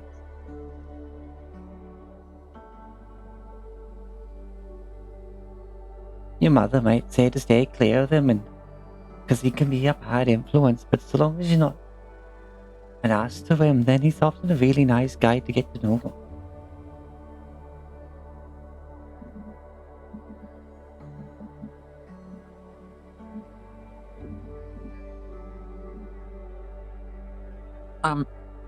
Back to what I was saying. We have some rather important business on the prime material plane.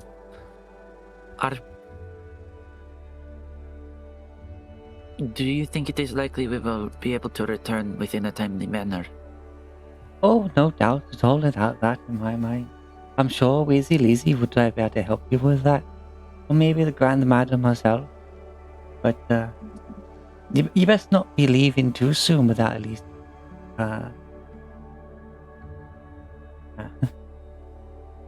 meeting the lady herself.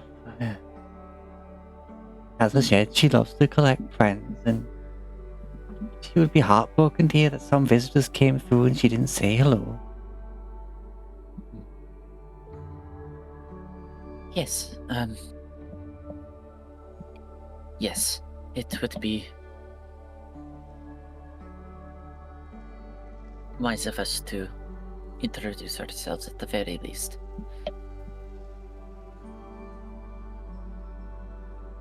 Sunspark! Sunspark!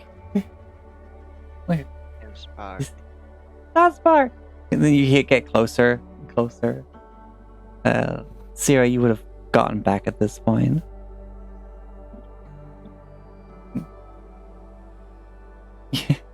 You Sparky walks away back to the bar and see them look over and raise a hand in like that wave, like not shaking left and right, just the lift wave. Like, hand up, hand down. The acknowledgement. Yeah. Wheezy Lazy. Sunspark's been in here again. They've been not causing any trouble. Cannot take my... I can't take my eyes off that one for more than a second. And you see, like, popping in through the door, coming into view, is this little gnome with a...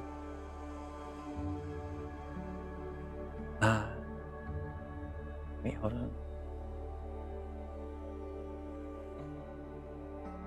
Oh yeah, that's it. Yeah.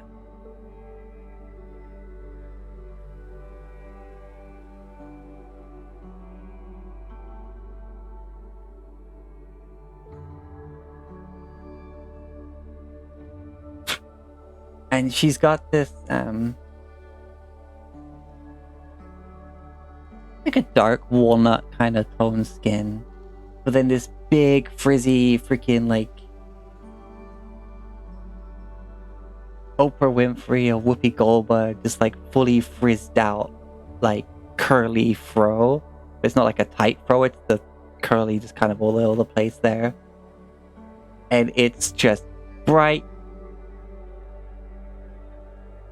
green with the odd curl of like yellow or like the odd brown one. Got these spectacles that like almost go up to like halfway up her forehead. Wizzy Lizzy is frizzy. Frizzy Wizzy Lizzy, yes.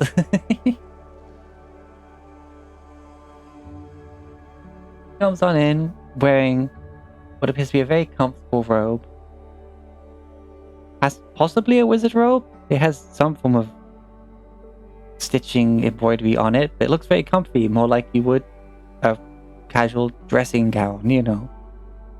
He's got a pair of slippers on that have wings coming off the side of them. And she comes on in and she just looks at all of you, looks around. Hey,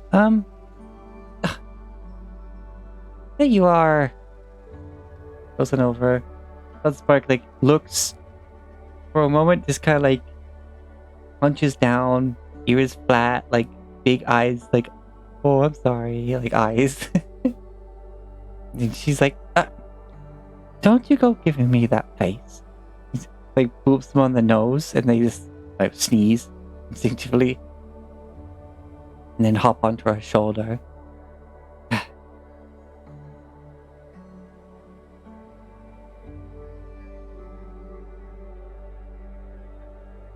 I was in the middle of talking to you, then suddenly I turn around and you're just not there. I don't mind you wandering about, but at least when I'm talking to you, could you please stick around till I'm finished?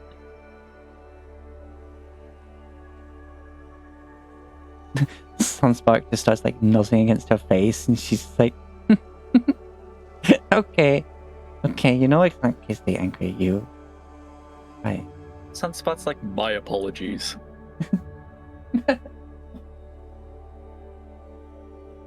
They do like stare at her a bit as if there is some form of communication going on there. But it's definitely not audible. They turn around, look around, and they look at all of you.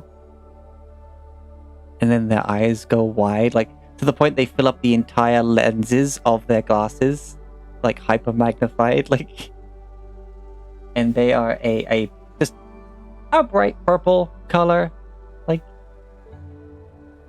And you see, once they fill up the glasses in terms of their size, there's like a shine to them, and she's just like, oh my gosh. 1, 2, 3, 4, 5, 6. My, are you all new? You look all new. I don't recognize a single one of you. I believe we just came in last night or this morning, a couple hours ago. Oh, how fun. Well, I see you're in the middle of breakfast, so I'll leave you to it. But if you just... Yeah.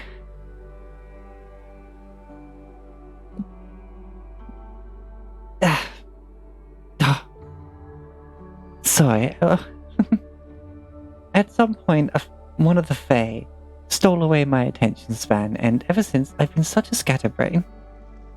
But if you ever need a bit of wizardry, you can always come to Wizzy Lizzy. You'll find my place down on the corner, actually the exact other corner than this one. I've got a sign outside. You can't miss it. Understanding washes over Rivet's face as she hears the words wizard and Wizzy Lizzy in the same sentence. Craig is like focused on one of the Fae stole away her attention span, and he's not connecting it to stole her attention span, just like, oh, she's interested in this Fae kind of deal.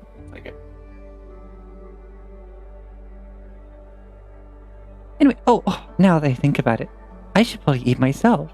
Not eat myself, have some breakfast, and...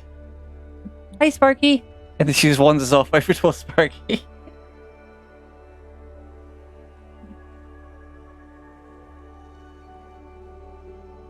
That is also something that can happen.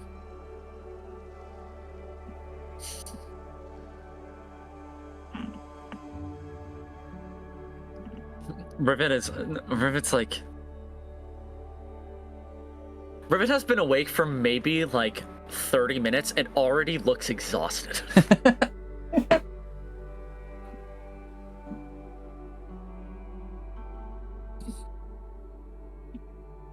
Just aged 30 years in 10 minutes.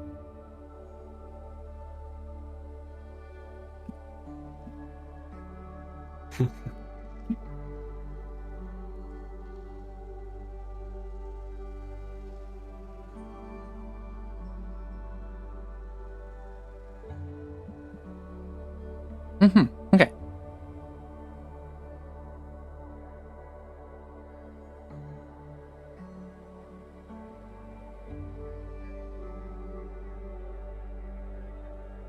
But yeah, and she goes to the bar. She gets something. She wanders off to her table. She ends up going back to the bar to pick up the drink that she ordered. Back to the table. Opens up a book, starts reading it. Gets distracted by,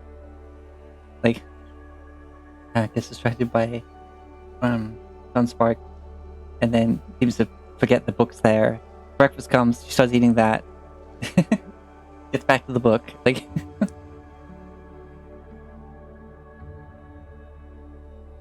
Holding a conversation with her, like a spare key ring, is like a necessity. Just so that anytime she gets distracted, you can just jingle, jingle, jingle.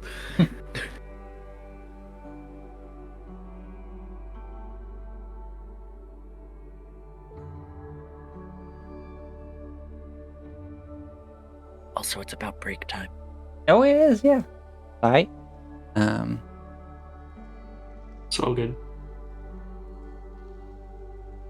Oh, hold on.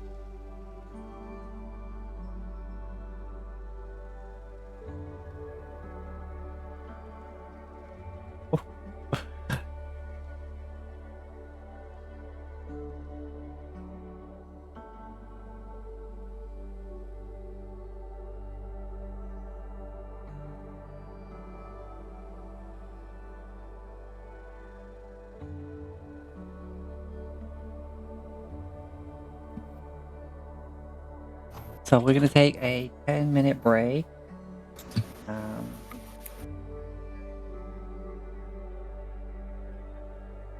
Maybe like 14, just to round it out. Like, just when people are back, we'll start again. But at some point, 20 past at the latest, we'll be back.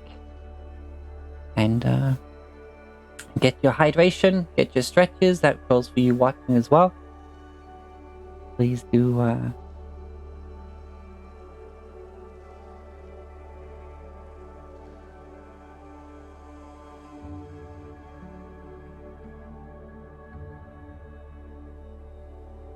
Please, yeah, take care of yourself.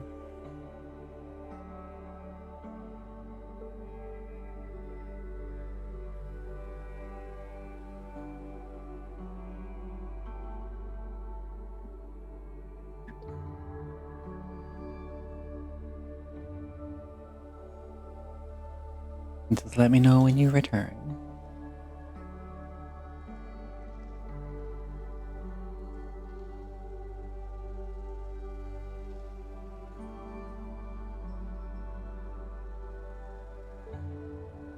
I'm gonna still be here if you want to pose any questions. Means people are just relaxing at the moment, so leave you back to top up hydration, but leave any questions in the chat, I'll address them when I get back.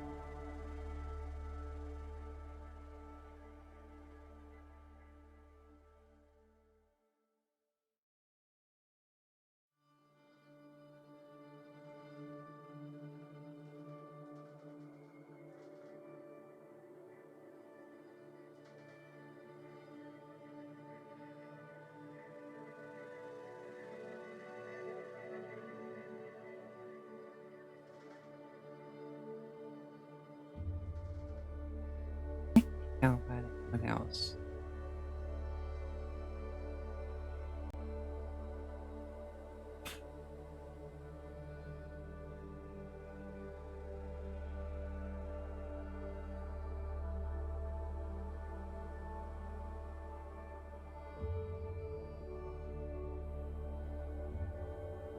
Of a pl-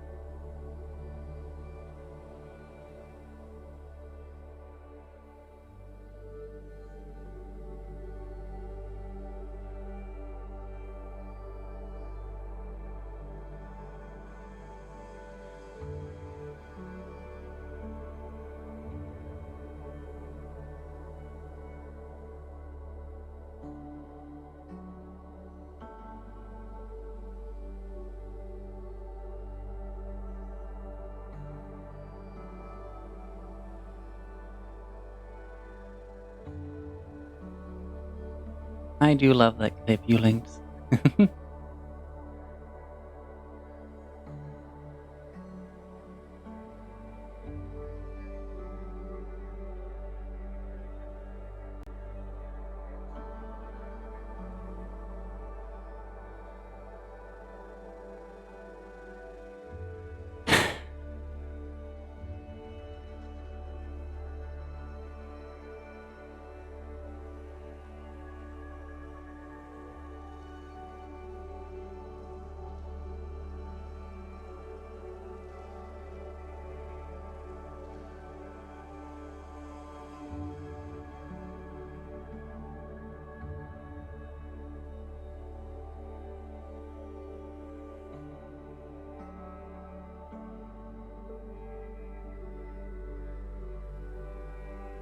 Okay, Maxine's back.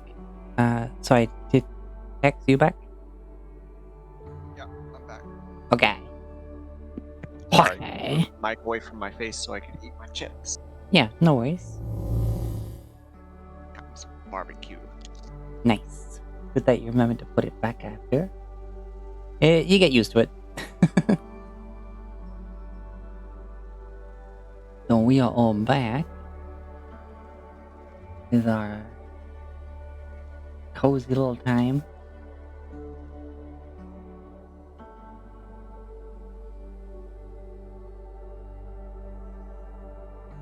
So,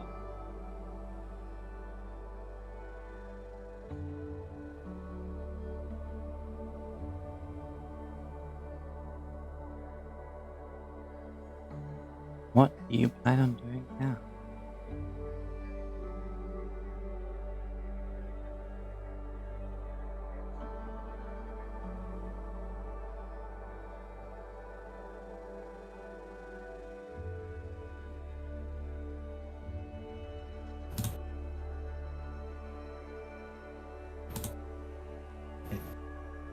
I guess the best way to actually now think about it to put Wizzy Lizzie's look is kind of like Mirabelle from Encanto, but like 3 times the frizzy size of the hair, and also a gnome. And also the hair is green.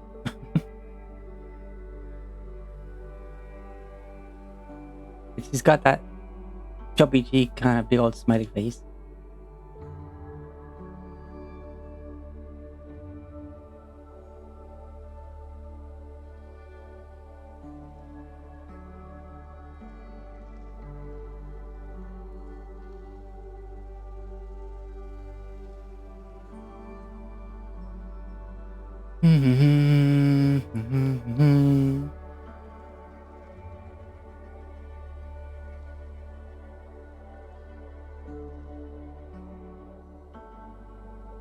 So, what is everyone doing now?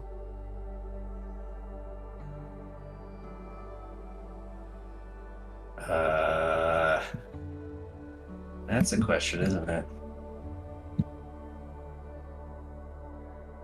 Oh no, not the mic problems.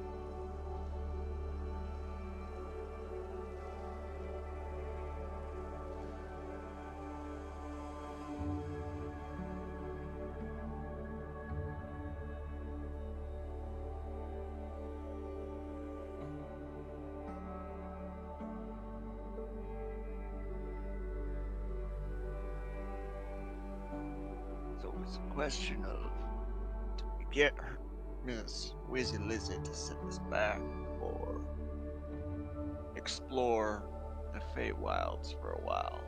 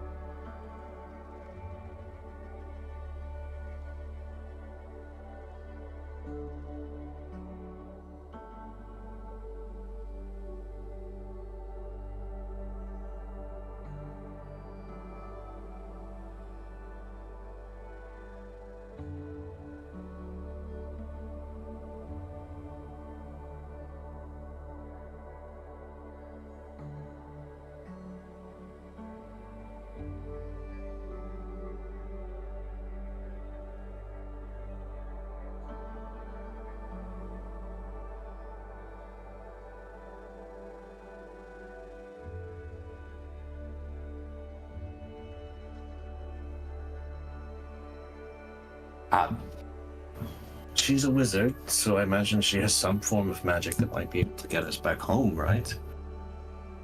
If that's what we're doing.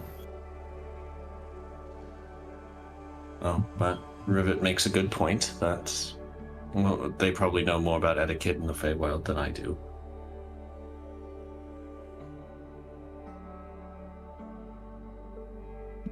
Or most definitely know more about etiquette in the Feywild than I do.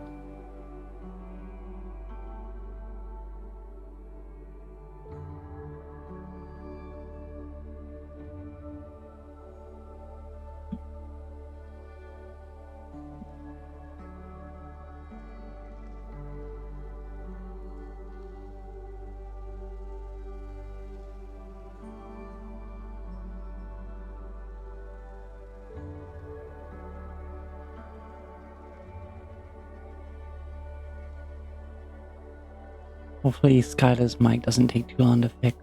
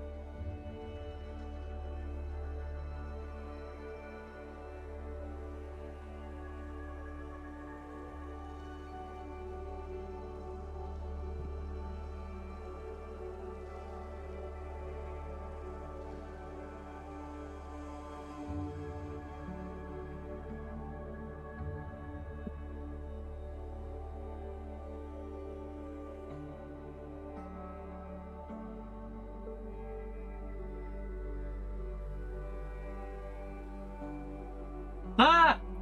Aha! Aha. There we go. She returneth. Okay. As far as I can understand from what Sparky has mentioned,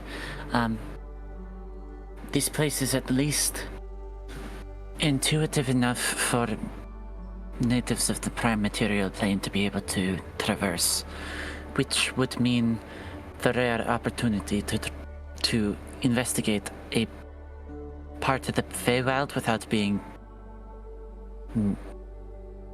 necessarily lost forever.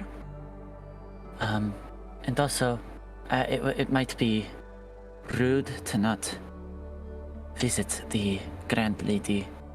And if she is really truly as friendly as Sparky implies, then she actually might be a very valuable ally. Especially if we ever intend on returning. I trust you, as you definitely know more about this than I do, Rivet. Though, be very And I mean extraordinarily careful with what you say. Mark, you made mention.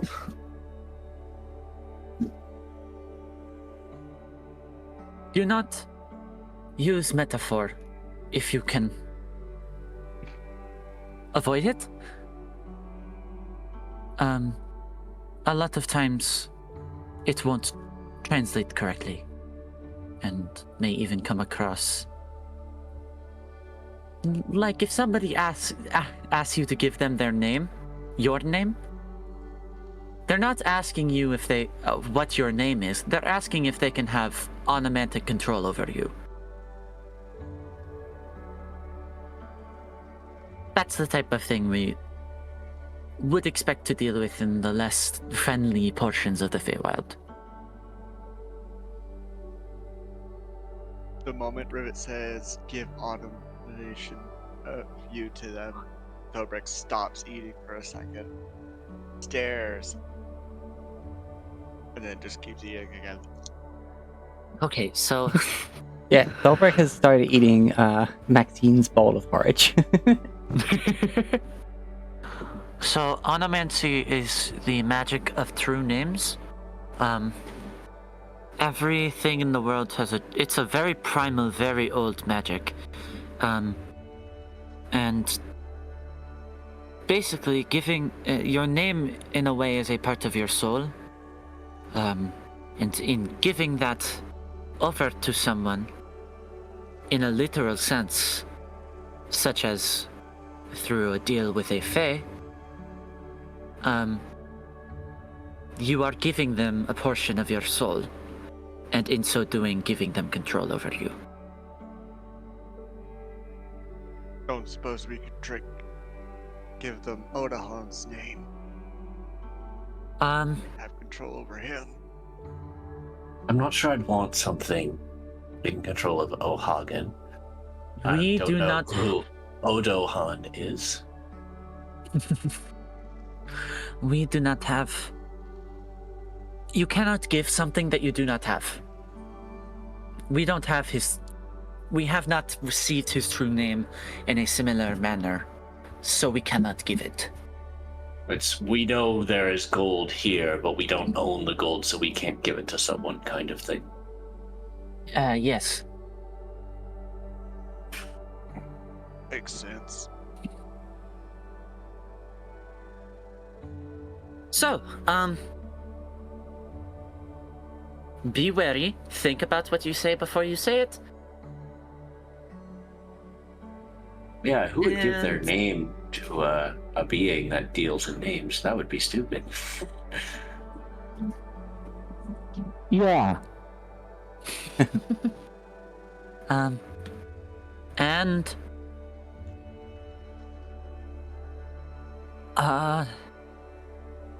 when somebody says something to you, ensure that you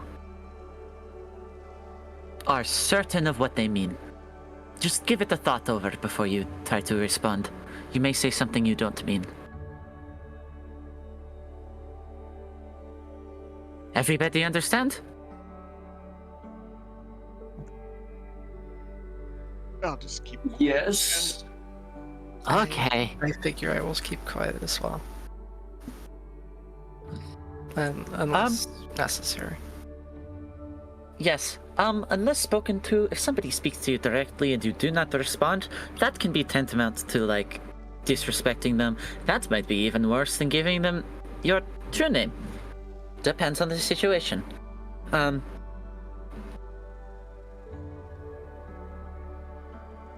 So be polite and keep your soul. Let's go.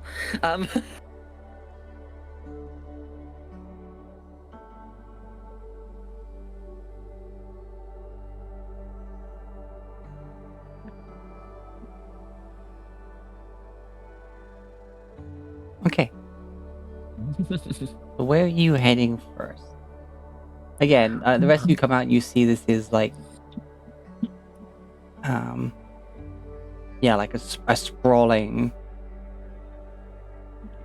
castle, but of course it has a lot of private places, but then the ones that are like businesses and stuff like that are very clearly like open fronted, or have a door that's open and like held open, like a mall. But you also know just that when you that you imagine there's probably another floor or two above you as well. And as you pass the doors, you can see I still can't really, the inner grounds, I'll call it, rather than the courtyard, because it does have other smaller, other little buildings in it because it's just that big. Like,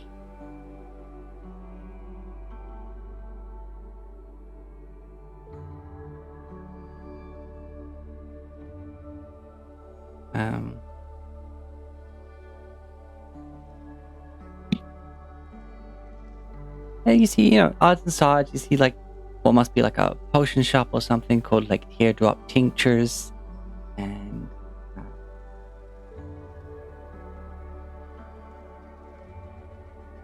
you got like the Pages of Whimsy bookshop, and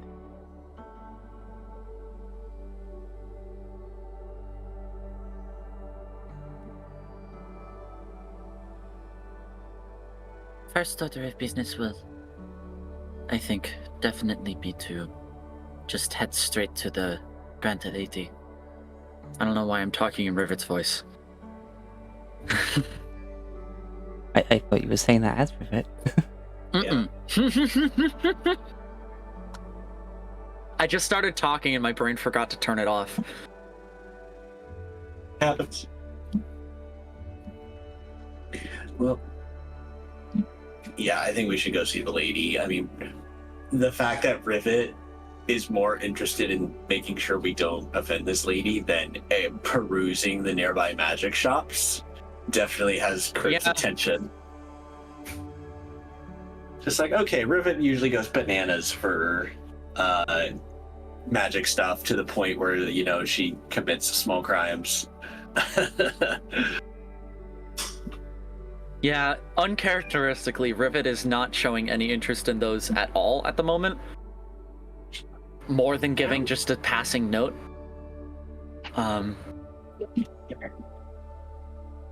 Yeah, but as you're walking around, the whole thing gives you kind of, again, kind of like comfy small town vibes. Everyone seems to be nice to each other. They sort of seem to know each other. As I said, like in the outside areas, like they're taking classes just out on the grass, around the flowers and stuff.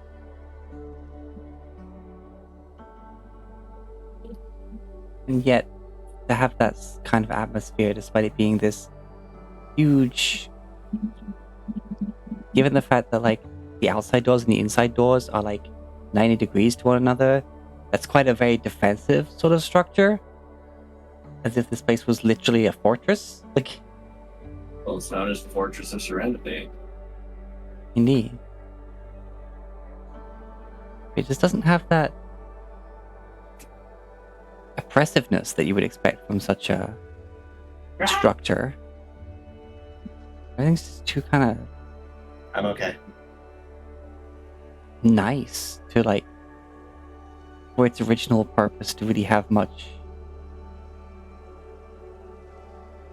Doesn't have that feel to it anymore. That the name is just that,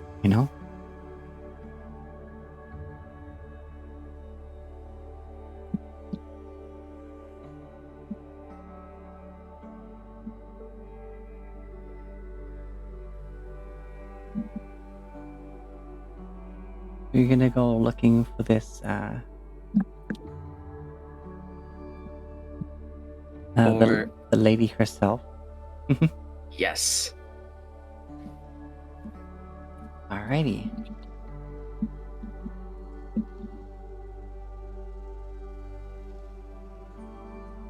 Yeah.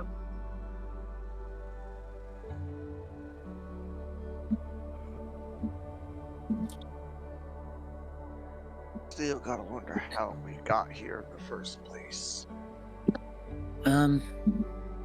It was likely due to the fact that we fell asleep near the,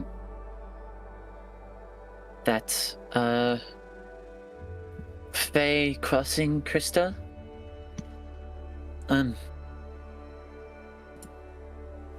If we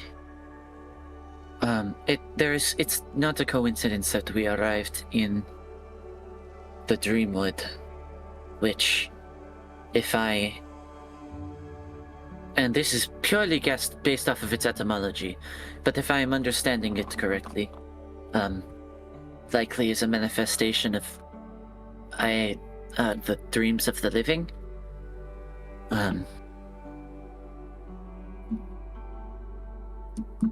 Although I could also be entirely wrong. I do not know as much as I would like to about the Feywild. A lot about a lot. Just careful, buddy.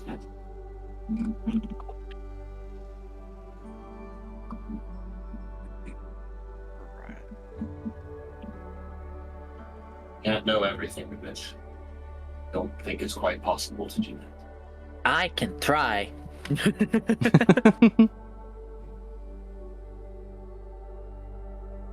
that how liches are made? Oh. It's now a bad time to mention that I did have a hyper focus on leeches back in school. Anyway.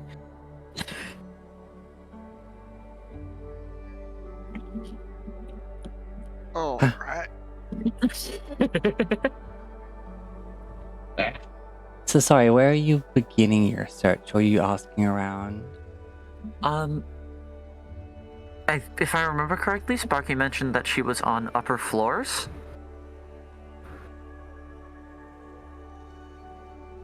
I don't So it is. remember Sparky mentioning where to find her.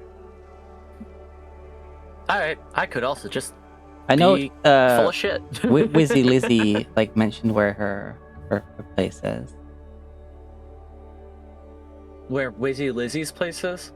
Yeah, I think Wizzy Lizzy explained where Okay. to find her.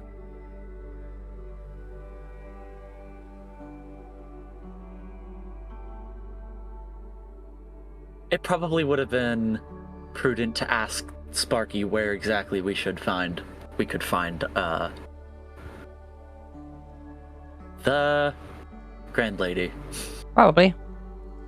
Yep.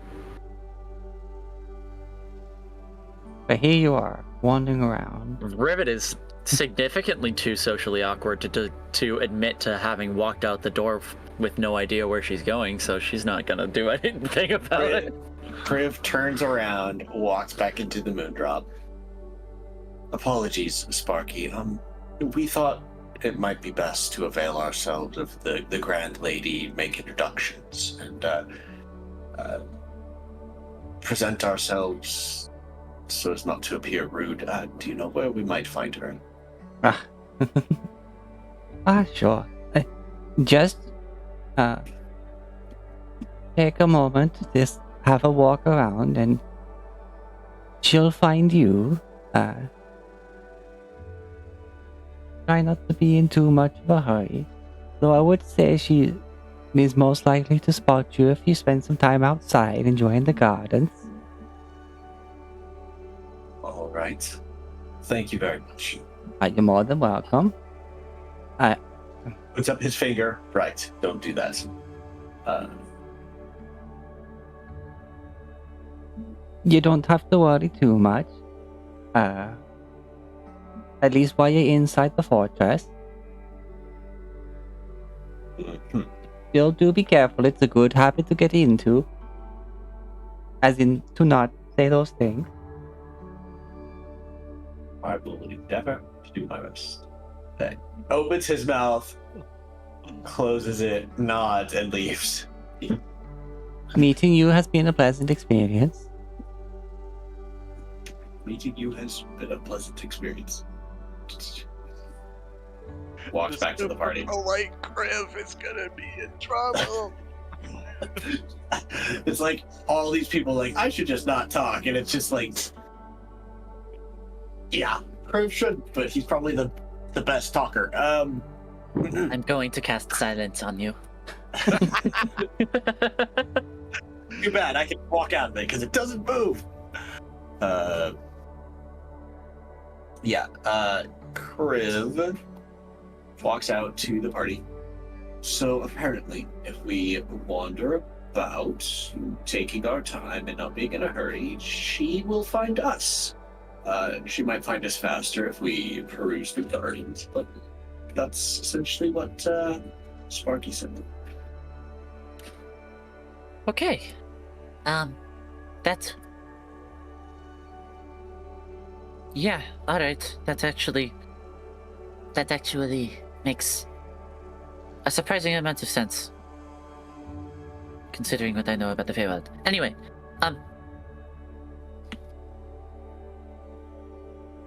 I suppose we just do that then. Why don't we go check out Wizzy Lizzie's place? I'm sure you're dying to get a look at her goods.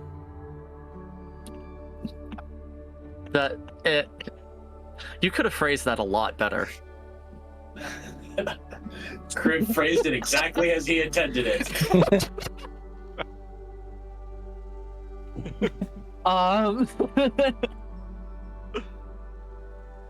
Rivet, oblivious.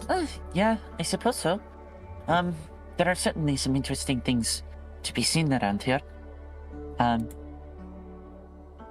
Yeah.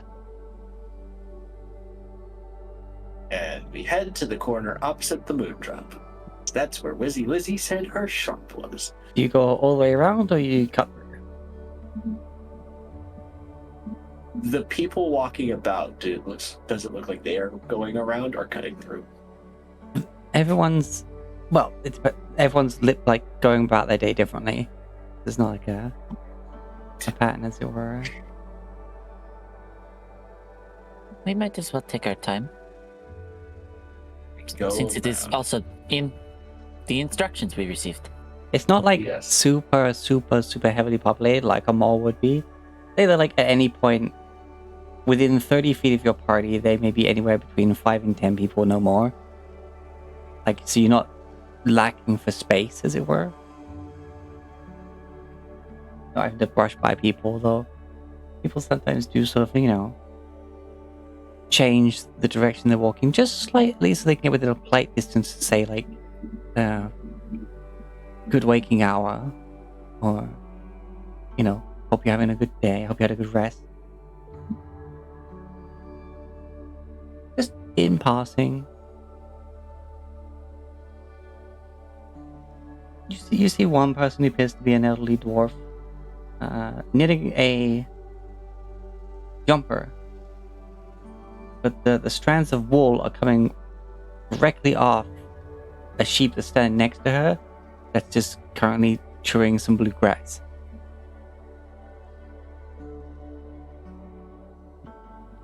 And the colors of the wool seems to keep changing. On the sheep or like after Yes. it's been pulled? So the sheep is changing color. You see the string coming off as she's knitting. It's just gradually like gradient changes of color between as the sheep changes. Yet somehow it doesn't make a messy pattern on the jumper itself.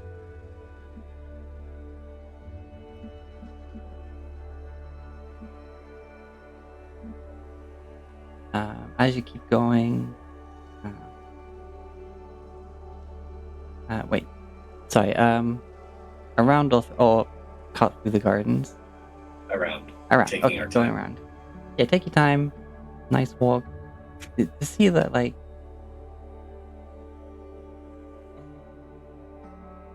this place isn't exactly, like, massive for commerce, despite the, initial look of it. A lot of these places seem to be less like shops and more like art galleries, places of creative expression, artists just putting their inspiration and dreams just there to people to see and discuss and maybe come to some agreement to like take them home or stuff like that. You're seeing no by the numbers strict trade going on, as it were. Have people performing music or having little displays of art pieces while they're currently working on the next one. In fact, you see some like art displays just completely unattended with little signs saying like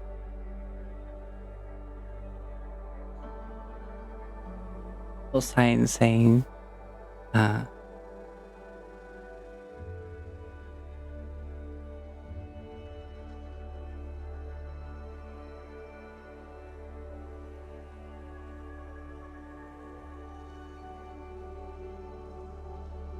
if any of these pieces bring you joy, please feel free to take them home. I am making many more.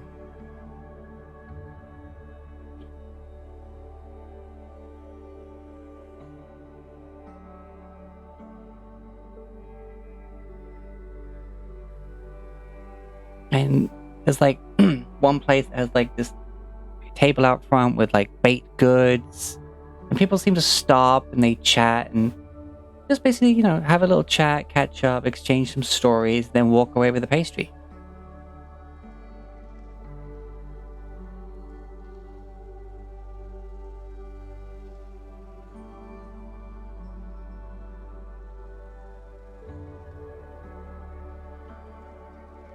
And eventually you make your way all the way around.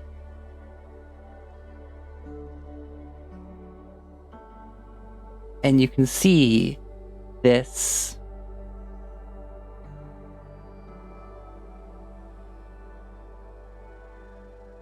it looks like a wizard's hat. But instead of the brim, it's as if the brim had been completely sliced up into lots of pieces and is like frizzing out. And it's sitting, the frizzes are draped over the lettering of Wizzy Lizzies. Like some of the pieces of the frayed and frizzy hat kind of like have fallen down in a way to make the word. Like if somebody has taken it and braided it together to form Wizzy Lizzie.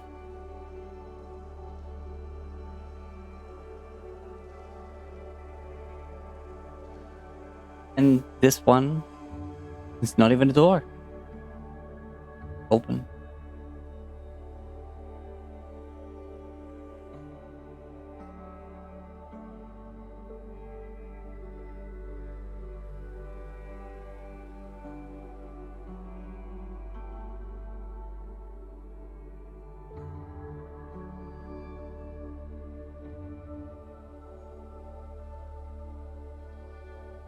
As you walk inside, it's like walking into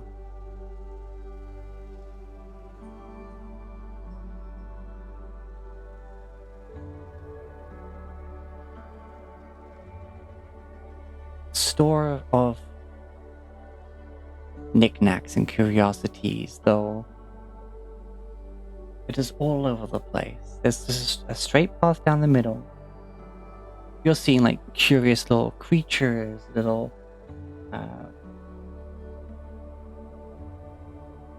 animated sculptures, moving paintings. Just thousands of just little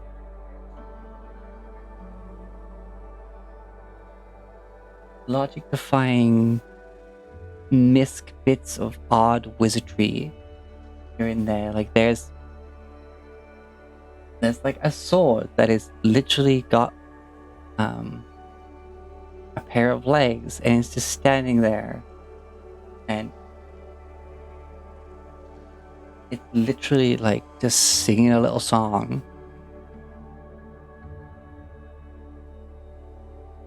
There's a tiny little pseudo dragon that appears to be entirely made out of paper. There's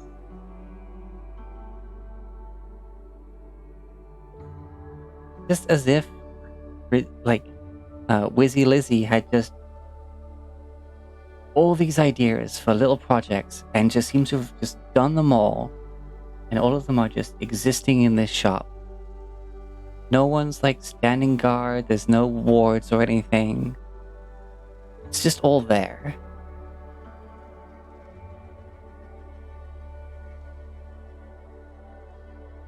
Like all of a sudden you see like a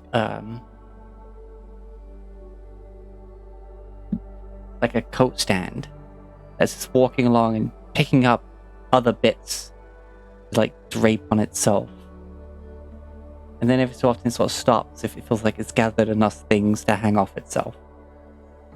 And if something falls off, it gets moving again to try and keep itself fully stocked of things.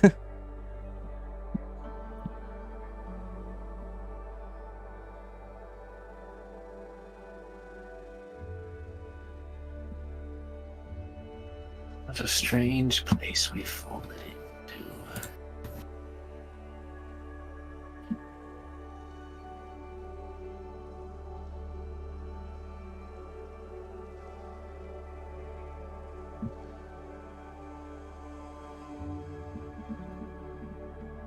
Yes, indeed.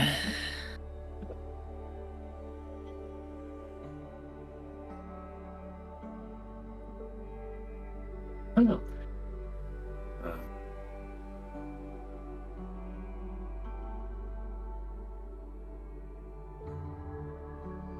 You keep on going forward, just looking for Wizzy Lizzy. You go past this huge crystalline aquarium. And in it, you see lots of very colorful fish. Some of them seem to be made of various, at least colorations of gemstones. You see a literal horse that's just swimming about in there. But like, it's small. It seems to have no trouble moving in the water. I was about to say, do I see Solda swimming in a freaking fish tank? It's like, oh, that's where he went.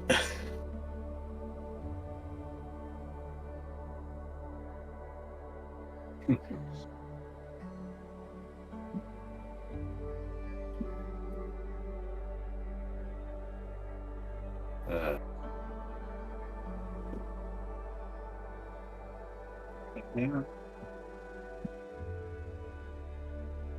Suddenly you hear like a doom doom doom as if tapping on the glass from the inside, and you look over and there's what appears to be a mermaid. And they just notice they caught your attention. They just put a big on smile and like both hands wave. Like Riv lifts his hand and waves back.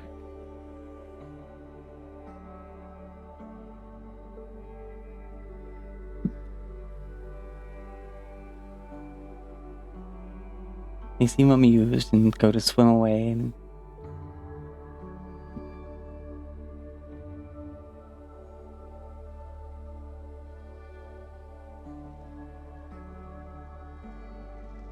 it seems like they almost swim into like the edge of the tank, but they just disappear as you finally finish passing the large crystal aquarium.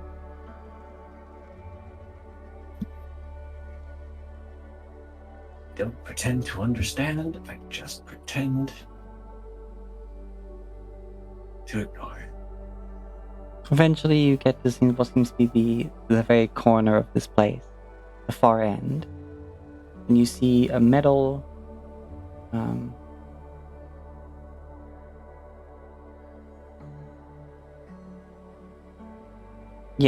a painted black like iron spiral staircase going up.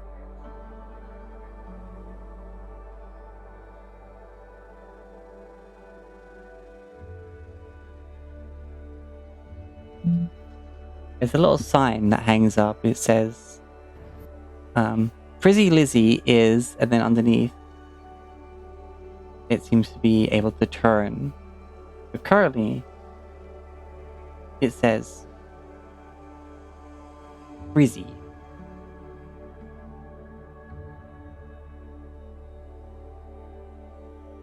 I assume that means she's in? You could check to see what's on the other side if you want. Let it never be said that Griff shied from a challenge. Is there a way I can look behind it without like turning it? Yeah, you can like walk and sort of stand on the stairs and look at the back of it. Yeah, I'm gonna look at that. On the back, it says busy.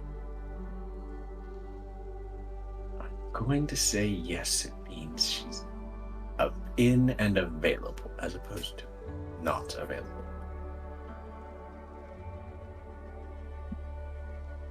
Okay. You go in, and it's almost like as you've walked through, it's like like Fantastic Beasts, or more like a VR guest kind of moment where everything seems to like just pay attention to you as you've gone by, but not interrupted you at all.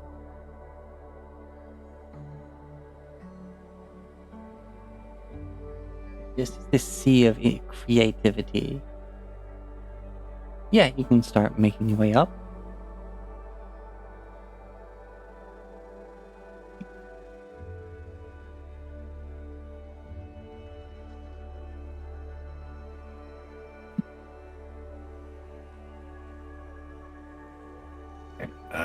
I will lead the way up then.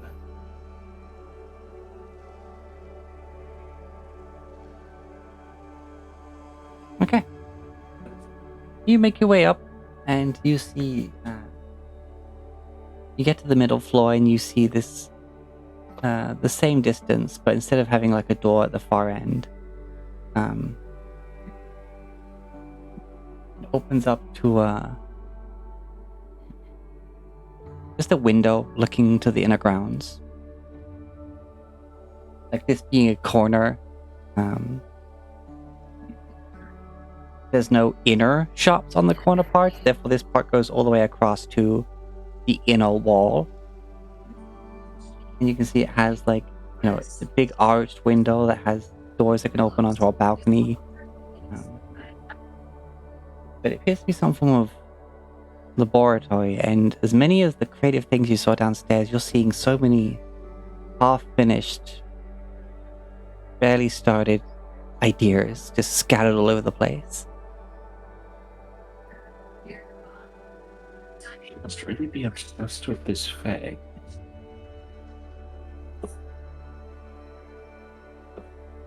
And as you take a step in,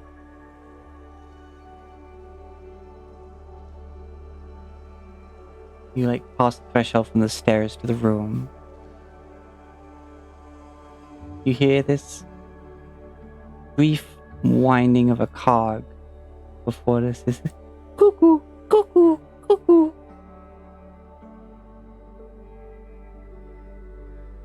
I'll be right there.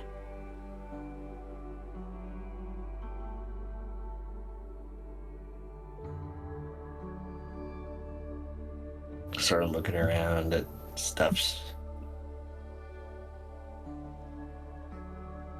Soon enough, you see, in a bounding skip to make up for the, short legs, he's like coming to and then when she tries to stop, though, she's seems to have taken her slippers off. She's just in socks. She just goes across the other way, bumps into a table. It's like, okay, and starts moving back towards you. And then she comes up to you, and she adjusts her glasses. She looks up at you again. And she's like, hiya.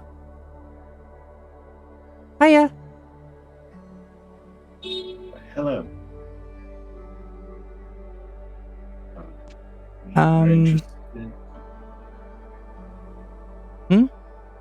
We were interested in what you might be selling here. Oh, I mean, nothing up here is finished. All the things that I might see someone take with them are downstairs, but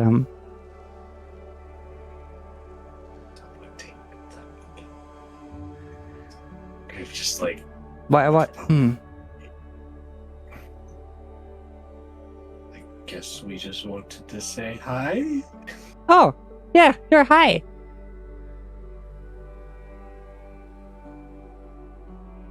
Hello. Hi. looks at the others like, help. Hello, hi, who? This is Rivets. Takes Rivet and sort of pushes them forward. It's like left hand, right hand, like saying hello to everybody in turn. Like, Rivet is very interested in the crafting of magical items and such. oh, cool. I'm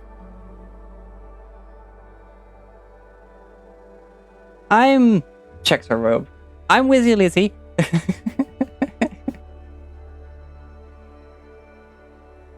And if you like making magical stuff, then you really came to the right place. Wow. Did someone like tell you about me or something? If it's very foozled. Yes, you did.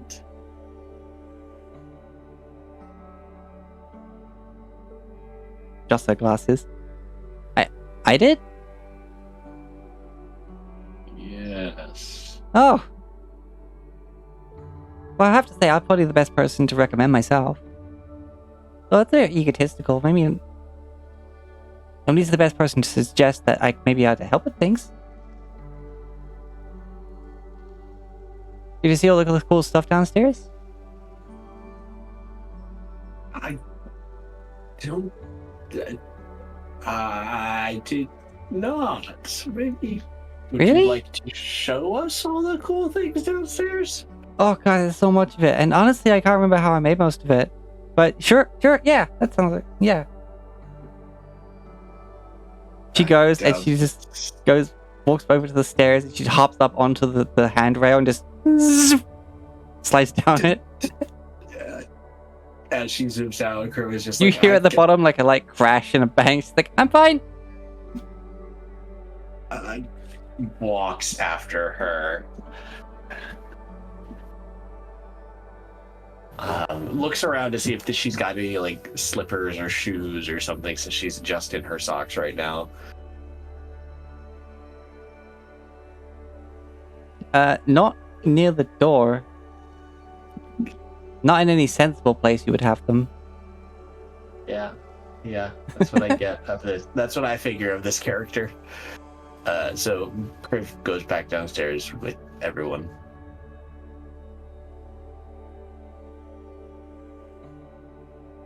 You see her standing there, like, dusting her robe off. She's got, like, this silvery blue, possibly mithril set of chopsticks that are in her hair.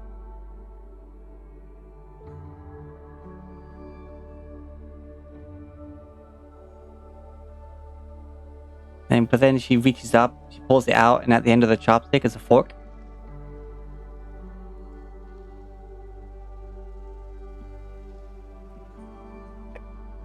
Whatever. Criv is kind of used to people keeping weird objects to keep their hair up.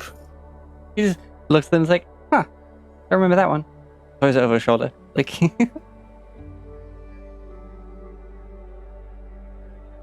So, what down here is complete. huh?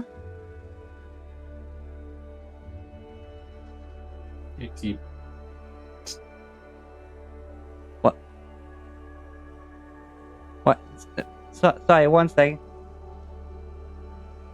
Goes, reaches into ears, he pulls out 2 bits of what appear to be cotton candy.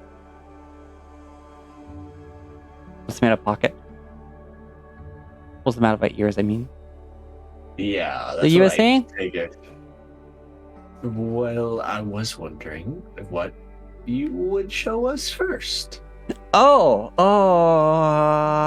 and her eyes go like into the universe wide, like I guess she tries to contemplate what she would show you first. Flower on the cat's head. Just Yeah.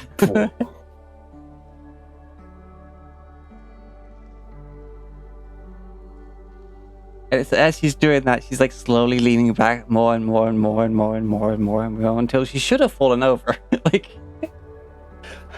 Like she looks like she's gonna fall over, and Crib like goes to like put his hand behind her to prevent her from doing that, but it's like, okay. Also, if Rivet's had any input, you've been muted, Skylar.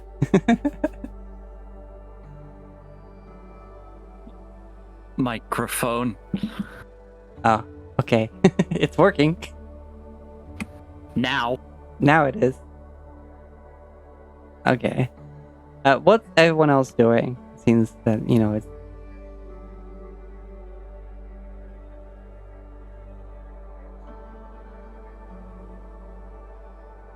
It's a lot of one person talking. I just want to make sure what everyone else is doing or would like to do.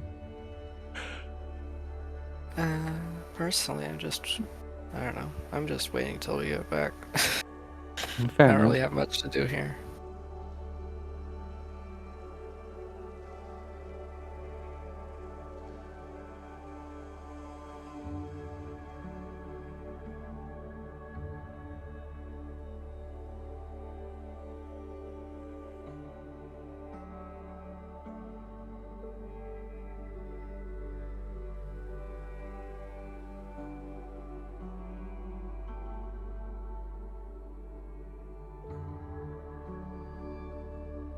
What's Dobrik up to? Hmm. Make sure that mic's on. He's keeping an eye on the rear while he's basically playing guard dog.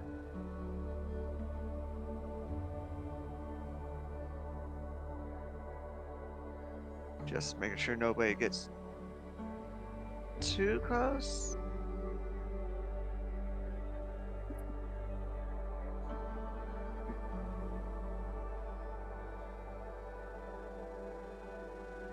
Okay, fair enough.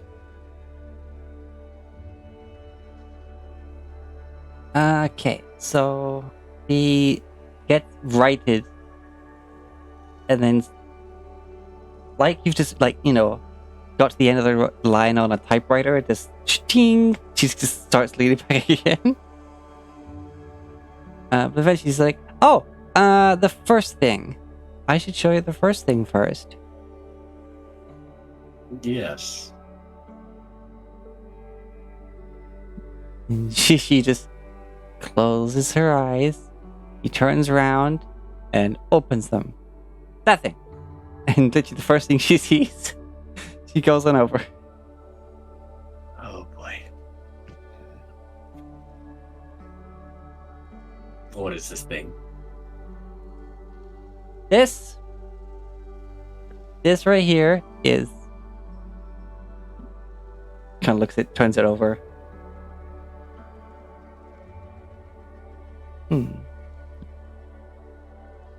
Ah! No. Yes. No. Aha! Yes. And it's this little orb that has like a little half circle frame to it, kind of like a globe. It goes up to it and it's like, did you know that each color has its own frequency?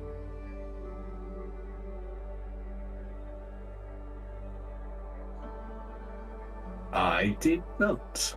Looks at Revet. Okay. Do you know what a frequency is?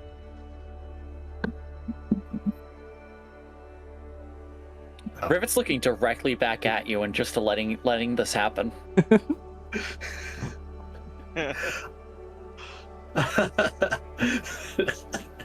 You wanted to be the one to come here, you bitch. I can't say I do. Ah, okay, then easier lesson. Prisms! She picks up the prism and just lights up this device, just shines a massive light for it, hits the prism, then splits it into the spectrum of colors. Just like so quickly as if she just suddenly just flicked on like a spotlight. Like and suddenly this is the whole room is just covered in the light spectrum of colors.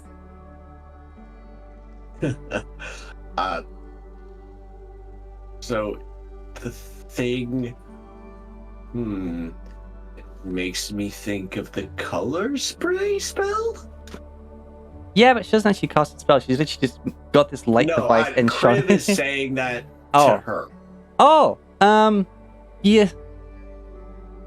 Okay, let's just say that frequencies happen in a lot of things. In fact, including sound. Sound has lots of different frequencies. Therefore, if I spin this, if she holds the little frame of it, and she just goes, and it starts spinning, and it starts glowing, and it's going like, have you ever wondered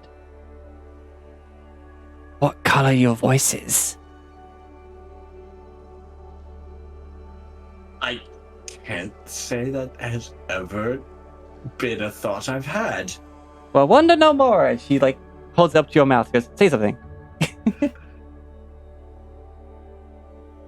What should I say? And as your voice vibrations hit the spinning, glowing orb, it turns into colors.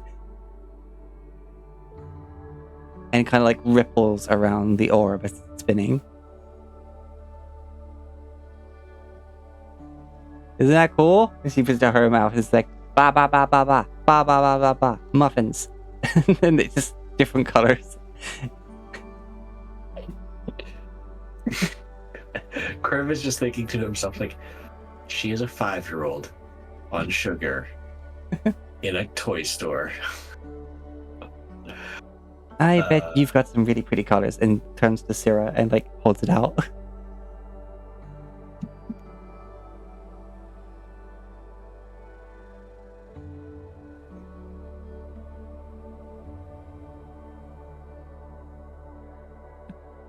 She can be a bit shy. Oh, okay. Right.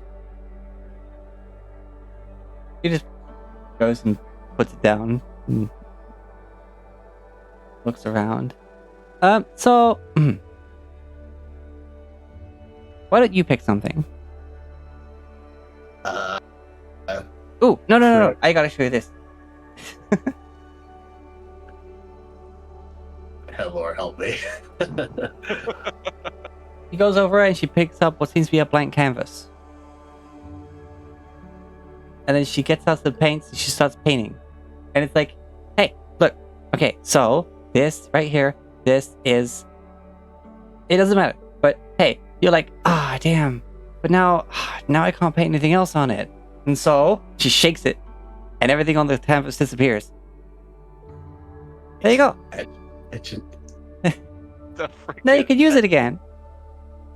But then what happens to the original painting? You got good memories. I see. Oh, God.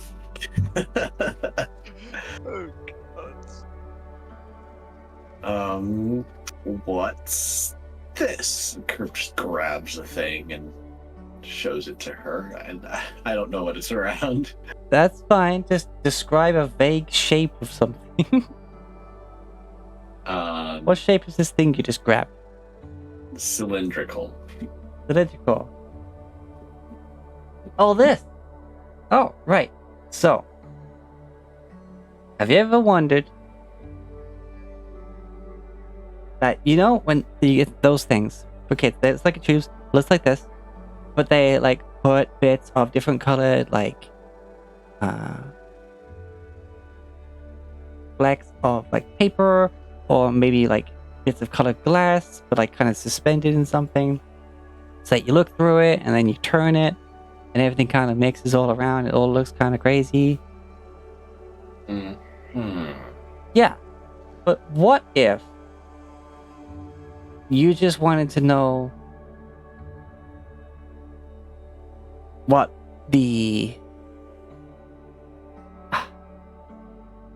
Nope, I lost my train of thought.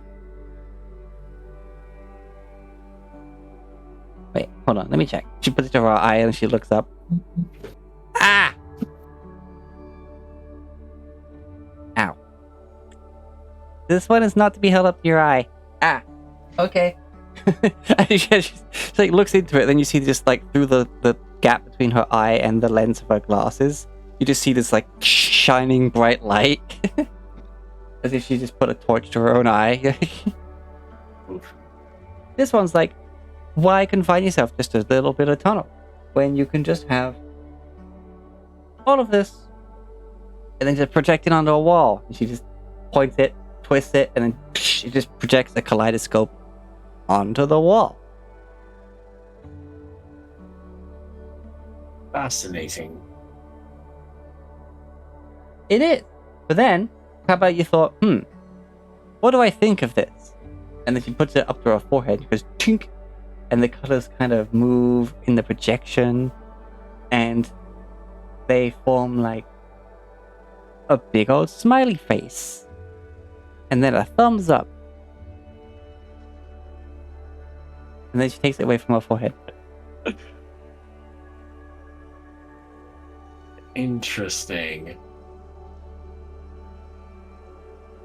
So if you're ever What? having problem articulating what your like current thoughts are on something, you just put this to your head, aim it at the wall, and you can just show people. That is indeed a very interesting object. There are some people I know who aren't as good with words.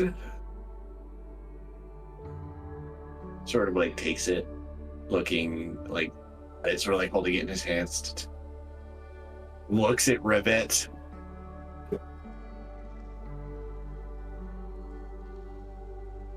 Like above game, I just want to like put this against Rivet's head and be like, what is she thinking about this situation right now? Meanwhile, she's already moved on. She's walking over to other objects. I get that about her. I put it down without invading Rivet's privacy. Gets a magnifying glass and comes over, and she's like, "Hey, you ever had a magnifying glass and then you thought, well, looking through this, the thing I'm trying to look at is too big.